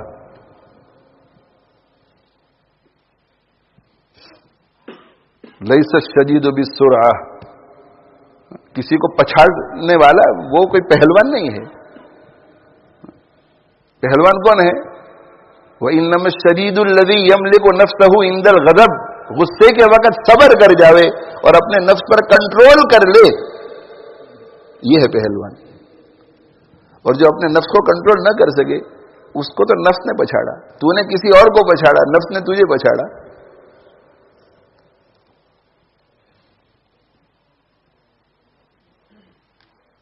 حضرت صدیق رضی اللہ تعالیٰ عنہ کو کسی نے الٹی سیدھی باتیں کی, دائیں بائیں آگے پیچھے والوں کو ناگوار ہوا تو حضرت نے اشارہ کیا کہ مجھے جواب دینے دو. بولتا رہا. جب ایک طرف سے بات ہو اور دوسری طرف سے نہ ہو تو پھر خاموش تو ہونا ہی پڑتا ہے. تو جب وہ خاموش ہوا تو حضرت نے کیا فرمایا, صدیق رضی اللہ عنہ نے, بھائی اگر میں ویسا ہوں جیسا تو نے کہا تو اللہ مجھے معاف کر دے. میں اگر ویسا ہوں, میرے اندر وہ باتیں ہیں جو تو نے کہی, خلیفہ ہے خلیفہ, لیکن کتنا ضبط, کتنا صبر. اگر میرے اندر وہ عیوب ہیں جو تو نے گنوائے تو اللہ مجھے معاف کرے, اور اگر میرے اندر وہ عیوب نہیں ہے تو تو نے غلطی کی, میرے اوپر خامخواہ الزام لگایا, تو میں دعا کرتا ہوں کہ اللہ تجھے معاف کرے. حضرت حنفی بن قیس رضی اللہ تعالی رحمہ اللہ تعالی جلیل القدر تابعی, جن کے بارے میں حضرت صلی اللہ علیہ وسلم نے دعا فرمائی تھی, اللہم اغفر للاحنف, یہ اللہ احنف کی بخشش فرما دے. ملاقات نہیں ہو سکی, بڑے بردبار تھے جی. تو ان کو کسی نے کہا کہ اگر تو ایک کہے گا تو میں 100 کہوں گا, یعنی اگر تو ایک بری بات کہے گا تو میں 100 کہوں گا. تو حضرت نے جواب میں فرمایا کہ بھائی اگر تو 100 کہے گا تب بھی میں ایک نہیں کہوں گا. تو اگر 100 کہے گا نا تو میں بولنے والا آدمی نہیں ہوں. نفس پر کنٹرول, نفس کے ساتھ مجاہدہ. بد نظری کا دل چاہے, نفس چاہے کہ بد نظری, مخالفت کرو. نفس چاہے کہ سو جائیں نماز کے وقت میں, مخالفت کرو. نفس چاہے کہ حد سے زیادہ سوئیں, مخالفت کرو. نفس چاہے کہ بخل کریں, مخالفت کرو. नफ्स चाहे कि नमाज जल्दी जल्दी निपटा करके भाग जाए, मुखालफत करो। और हमारी अपनी इस्लाह के लिए, हमारी रूहानी तरक्की के लिए हमें सुन्नतों को भी अदा करना पड़ता है, हमें नफलों को भी अदा करना पड़ता है, हमें तिलावत भी करनी पड़ती है, जो कि नफल काम है। नफ्स चाहे कि नहीं करना है, नहीं, मुखालफत करो, नफ्स की मुखालफत करो। जो रासिक फिल इल्म होगा उसमें ये चार चीजें होंगी, जिसमें ये चार चीजें होंगी वो रासिक फिल इल्म होगा। और ये चार चीजें जितनी तरक्की करती चली जाएंगी उतना ही वो रुसूख फिल इल्म में तरक्की करता चला जाएगा, उसका ईमान उतना ही बढ़ता चला जाएगा, यकीन उतना ही बढ़ता चला जाएगा, रज़ाइल उतने ही उससे दूर होते चले जाएंगे, और खसाइल से उसका दिल उतना ही लबरेज होता चला जाएगा। फिर उसका दिल क्या होगा? उसका दिल सही अकाइद और सही नजरियात की आमाजगाह। उसका नफ्स क्या होगा? रज़ाइल से पाक और खसाइल से आरास्ता। और उसका बदन क्या होगा? गुनाहों से पाक, नजासत हुक्मिया से पाक और नजासत हकीकिया से पाक। और ऐसे शख्स को कहते हैं मुज़क्का, मुजल्ला और मुसफ़ा। और हज़रत मौलाना मोहम्मद अहमद प्रतापगढ़ी साहिब रहमतुल्लाह अलैह फरमाते हैं, इश्क ने अहमद मुजल्ला कर दिया, वरना हम भी आदमी थे नाम की। बस ये मुजल्ला हो जाता है तो उसका सीना जो है वो इश्क इलाही से भर जाता है, इश्क इलाही से मुनव्वर हो जाता है, इश्क इलाही से मुज़य्यन हो जाता है। अल्लाह ताला शानुहु इन बातों पर मुझे भी अमल की तौफीक अता फरमावे, आप सब दोस्तों को भी तौफीक अता फरमावे। ये नसीहतें हैं, वसीयतें हैं, मौत हयात का कोई भरोसा नहीं, पता नहीं कल का जलसा भी हम देख सकें या नहीं, और अगर कल का देख लें तो आइंदा साल का जलसा देख सकें या नहीं। इसलिए ये सबको नसीहत है, सबको वसीयत है, सबसे पहले अपनी ज़ात को, इसलिए कि बंदा खुद भी मोहताज होता है। और उसके बाद जो है इस साल जो फारिग होने वाले तलबा हैं, इस साल जो फारिग होने वाली तालिबात हैं, उनके लिए नसीहत है। और उसके बाद मेरे तमाम तालिब इल्म साथियों के लिए नसीहत है, जो पहले फारिग हो चुके हैं हमारी मदरसे से या आइंदा हमारे मदरसे से फारिग होंगे, उन सब की खिदमत में। और उसके बाद पूरी दुनिया में जितने तलबा हैं, जिन जिन मदरसों में पढ़ते हैं, उनके लिए जो फारिग हो चुके हैं, जो आइंदा फारिग होंगे, अल्लाह ताला शानुहु हम सबको इन चार औसाफ से मुत्तसिफ फरमावे, और हम सबको अल्लाह ताला शानुहु रुसूख फिल इल्म अता फरमावे। और यहाँ मदरसे में रहते हुए अल्लाह ताला शानुहु हमें इल्म में भी पुख्तगी अता फरमावे और रूहानियत में भी पुख्तगी अता फरमावे। और फारिग होने के बाद इन दोनों मेहनतों में हमें लगाए रखे। आखिर में एक बात अर्ज कर दूं कि हज़रत मुजद्दिद अल-फिसानी रहमतुल्लाहि अलैह पर उनके किसी मुरीद ने ख़त लिखा, और उसने उसमें लिखा कि हज़रत मैं ये कर रहा हूँ और ये कर रहा हूँ और ये कर रहा हूँ और ये कर रहा हूँ। उसकी जो दीनी खिदमात थी वो उसने अर्ज़ की, अपने शेख के सामने अहवाल बयान करने चाहिए। तो जो भी उसकी दीनी खिदमात थी, मसलन ये कि मैं अल्हम्दुलिल्लाह फलां मस्जिद में इमामत करा रहा हूँ, और अल्हम्दुलिल्लाह मेरे पास इतने बच्चे हाफिज हो रहे हैं, इतने बच्चे हदीस पढ़ रहे हैं, जुमा के दिन मेरा बयान भी होता है, लोग मुझे बुलाते हैं तो बयान करने के लिए भी जाता हूँ। तो हजरत ने जवाब में, खत के जवाब में हजरत ने इरशाद फरमाया, ये तो आपने वो बातें लिखी जो लोगों से ताल्लुक रखने वाली हैं, आपकी जात से ताल्लुक रखने वाली भी तो कुछ बात बताओ। ये तो दूसरों पर जो आप मेहनत कर रहे हैं वो लिखा है आपने, अपनी जात पे जो मेहनत कर रहे हैं वो भी तो लिखो कि मैं अपने नफ्स को ठीक करने के लिए तहज्जुद के लिए उठता हूं, मैं अपने नफ्स को ठीक करने के लिए रोजाना तिलावत करता हूं, मैं अपने नफ्स को ठीक करने के लिए मुहासबा करता हूं, मैं अपने नफ्स को ठीक करने के लिए अपने शेख की मजलिस में जाता हूं, मैं अपने नफ्स को ठीक करने के लिए जिक्र अज़कार करता हूं। अपने ऊपर क्या मेहनत कर रहे हैं वो भी तो लिखो। और फिर हज़रत ने फरमाया कि ये जो बातें आपने लिखी हैं वो जिस तरह अल्लाह ताला शानुहु अपने नेक बंदों से लेते हैं, इसी तरह फाजिर से भी लेते हैं। इन्नल्लाह ला युअय्यिदु हाज़ा दीन बिर्रजुलिल फाजिर। तो खिदमतों में, दीनी खिदमतों में तरक्की का होना ये कोई कामयाबी की दलील नहीं है। कामयाबी की दलील तो ये है कि आदमी खुद जिन पर चले, اور دین پر چلتا ہوا اگر دوسروں پہ محنت کر سکتا ہے، خود بھی کامل ہو اور دوسروں کو کامل بنانے کی فکر میں لگا ہوا ہے، یہ کامیابی کی دلیل ہے۔ لیکن خود اگر ناقص ہے اور دوسروں کو نفع پہنچ رہا ہے تو پھر یہ اس حدیث کا مصداق ہوگا، ان اللہ لیؤید ھذا الدین بالرجل الفاجر۔ اس لیے اپنی ذات پہلے، اپنی ذات اور اپنی ذات پر محنت کرنے کے ساتھ ساتھ پھر دوسروں کی فکر، اپنی ذات پہلے، اپنی ذات۔ امت کی بھی فکر کرو مگر امت سے زیادہ اپنی فکر کرو، یا امت کی جتنی فکر ہے اتنی ہی اپنی، مگر پہلے اپنی اور پھر امت کی، اپنی ذات۔ یہ نہیں کہ بس امت کے پیچھے محنت محنت محنت محنت اور ہماری اپنی گاڑی پیچھے جا رہی ہے، آہستہ آہستہ پیچھے ہم جا رہے ہیں، آہستہ آہستہ پیچھے جا رہے ہیں۔ مدرسہ بھی ہے، مسجد بھی ہے، خطاب بھی ہے، مجلسیں بھی ہو رہی ہیں، پوری دنیا سے دعوتیں آ رہی ہیں تو بیانوں کے لیے بھی جا رہے ہیں، مگر ہماری اپنی حالت دیکھتے ہیں تو یا تو پستی کی طرف جا رہی ہے، پیچھے جا رہی ہے، یا یہ کہ جہاں تھے وہیں۔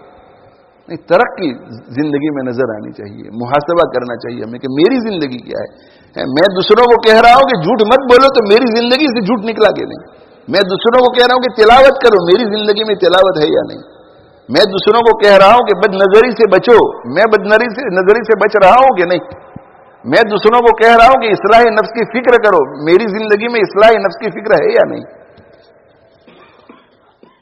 یہ دونوں چیزیں کرنی ہے، اپنی ذات پہ محنت، اور جب آدمی خود کچھ بنے گا تو پھر اس کی زبان میں تاثیر ہوگی، ہاں پھر اس کی ہر نقل و حرکت جو ہے دعوت ہوگی، اس کی ہر نقل و حرکت تبلیغ ہوگی، ہر نقل و حرکت تعلیم ہوگی، اور امت فیضیاب ہوگی اس سے، جب خود میں کچھ ہوگا۔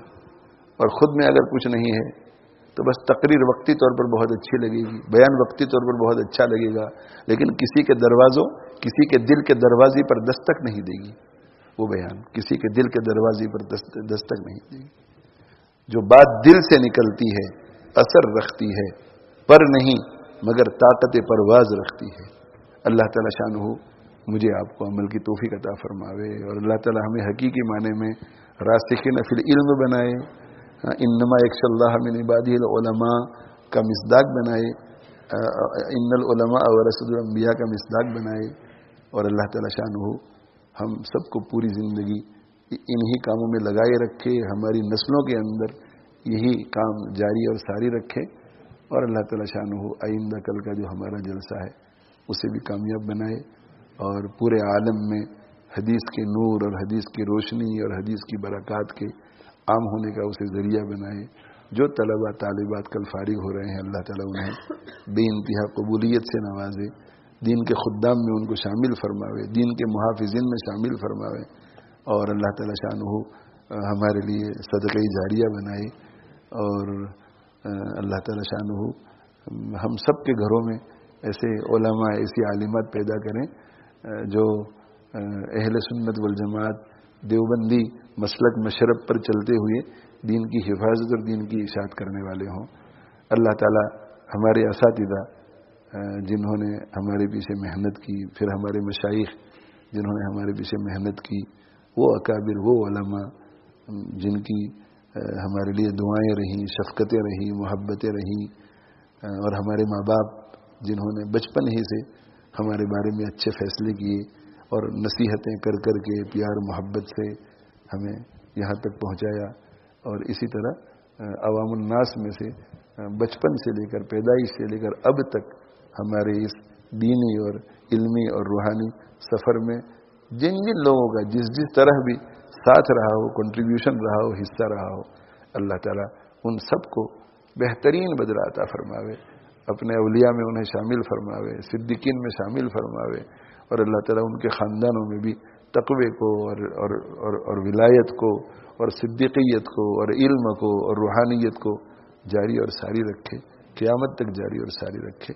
اللہ تعالیٰ ہمارے اس ادارے کی بھی خوب حفاظت فرماوے، اسے اشاعت دین، حفاظت دین کا مرکز بنائے، علم و عمل کا گہوارہ بنائے، اور اللہ تعالیٰ شانہ ہمارے اکابر کی جو علمی نسبتیں ہیں اور روحانی نسبتیں ہیں، ان نسبتوں کو اس ادارے کے ذریعے، آپ سب حضرات کے ذریعے پورے عالم میں عام فرمائیں، اور اللہ تعالیٰ شانہ ہم سب کی مغفرت فرماوے، اور جو لوگ بیمار ہیں اللہ تعالیٰ ان سب کو شفا عطا فرماوے۔ ہماری بہنیں بیمار ہیں، آپ حضرات جانتے ہیں اور اسی طرح ہمارے کچھ تعلق والوں میں آخری مرحلے میں ہیں. دو ایسی عورتیں ہیں، بوڑھی عورتیں ہیں جو آخری مرحلے میں ہیں. ہمارے ایک عزیز ہیں، ان کا بیٹا جو ہے آج ہاسپٹل میں ایک موذی مرض کی وجہ سے داخل ہو گیا ہے. تو سب کے لیے دعا کرو کہ پوری دنیا میں جتنے لوگ بیمار ہیں اللہ سب کو شفائے کلی عطا فرماوے. ہمارے ڈاکٹر صاحب کی اہلیہ وہ بھی بیچاری بیمار رہتی ہیں. اسی طرح دوسرے لوگ جن کا ہمارے جتنے لوگ بیمار ہیں، جو مرحومین ہیں، اللہ تعالی ہماری اسلامک دعوی اکیڈمی سے تعلق رکھنے والے جتنے لوگ انتقال کر گئے ہیں، تمام مرحومین پوری امت کے اللہ سب کی مغفرت فرماوے. جو موت کے قریب ہیں اللہ تعالی شانہ انہیں حسن خاتمہ نصیب کرے، اور جو بیمار ہیں انہیں شفا عطا فرماوے. اور جو جس پریشانی میں مبتلا ہے اللہ تعالیٰ ان پریشانیوں کو دور فرماوے. مصیبت زدہ ہے انہیں عافیت عطا فرماوے. جو بے گھر ہیں انہیں وسعت والے برکت والے مکانات عطا فرماوے. اولاد کو ماں باپ کے لیے آنکھوں کی ٹھنڈک بنائے. جو قرض میں ڈوبے ہوئے ہیں ان کو سبکدوش فرمائے. جو بے راہ روی کے شکار ہیں اللہ ان کو سیدھے راستے پہ ڈال دے. جن کے قلوب کا تزکیہ نہیں ہوا ہے اللہ ان کے قلوب کا تزکیہ فرما دے. اور جو بے رشتہ ہیں انہیں نیک رشتے عطا فرمائے. جن رشتوں میں ناچاکیاں ہیں اللہ تعالیٰ محبت سے مبدل فرمائے. اور اللہ تعالیٰ شانہ ہم سب کو دنیا اور آخرت کی ہر خیر عطا فرماوے، ہر شر سے حفاظت فرماوے. ایسے مبارک مواقع پر ہمارے اسلاف جو دعائیں کیا کرتے تھے اللہ تعالیٰ وہ ساری دعائیں ہم سب کے حق میں قبول فرماوے. جن لوگوں نے دعاؤں کے لیے کہا ہے، بے رشتہ بچیاں، بعض دفعہ بچیاں شادی کرنے کے لیے تیار نہیں ہوتی، اللہ تعالیٰ ان کو بھی توفیق عطا فرماوے، اچھے رشتے عطا فرما دے. جن لوگوں نے جن دعاؤں کے لیے کہا ہے اور وہ اللہ کی رضا کے مطابق ہے اللہ تعالیٰ ان سب کو بھی قبول فرماوے.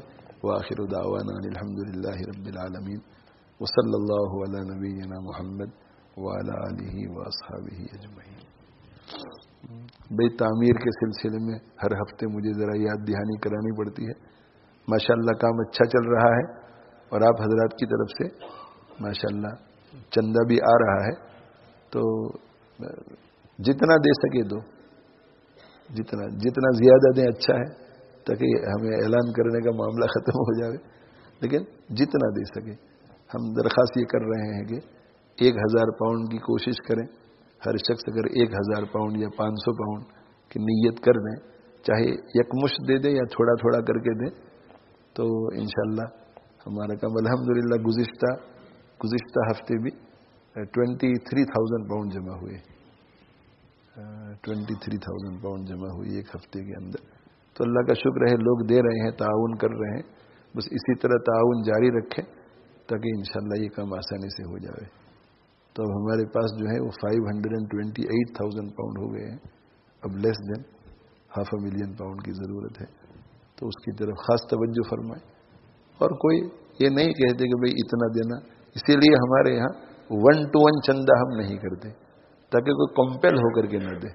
ہاں خوش دلی سے دو، لیکن طالب علموں کے لیے فیسیلیٹیز تیار ہو رہی ہیں.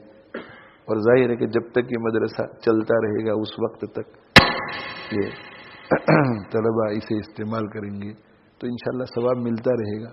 اپنی طرف سے بھی دو، اپنے مرحومین کی طرف سے بھی دو، اور بس دیتے رہو اور اللہ تعالیٰ آپ حضرات کو برکتیں دے. جزاکم اللہ خیرا.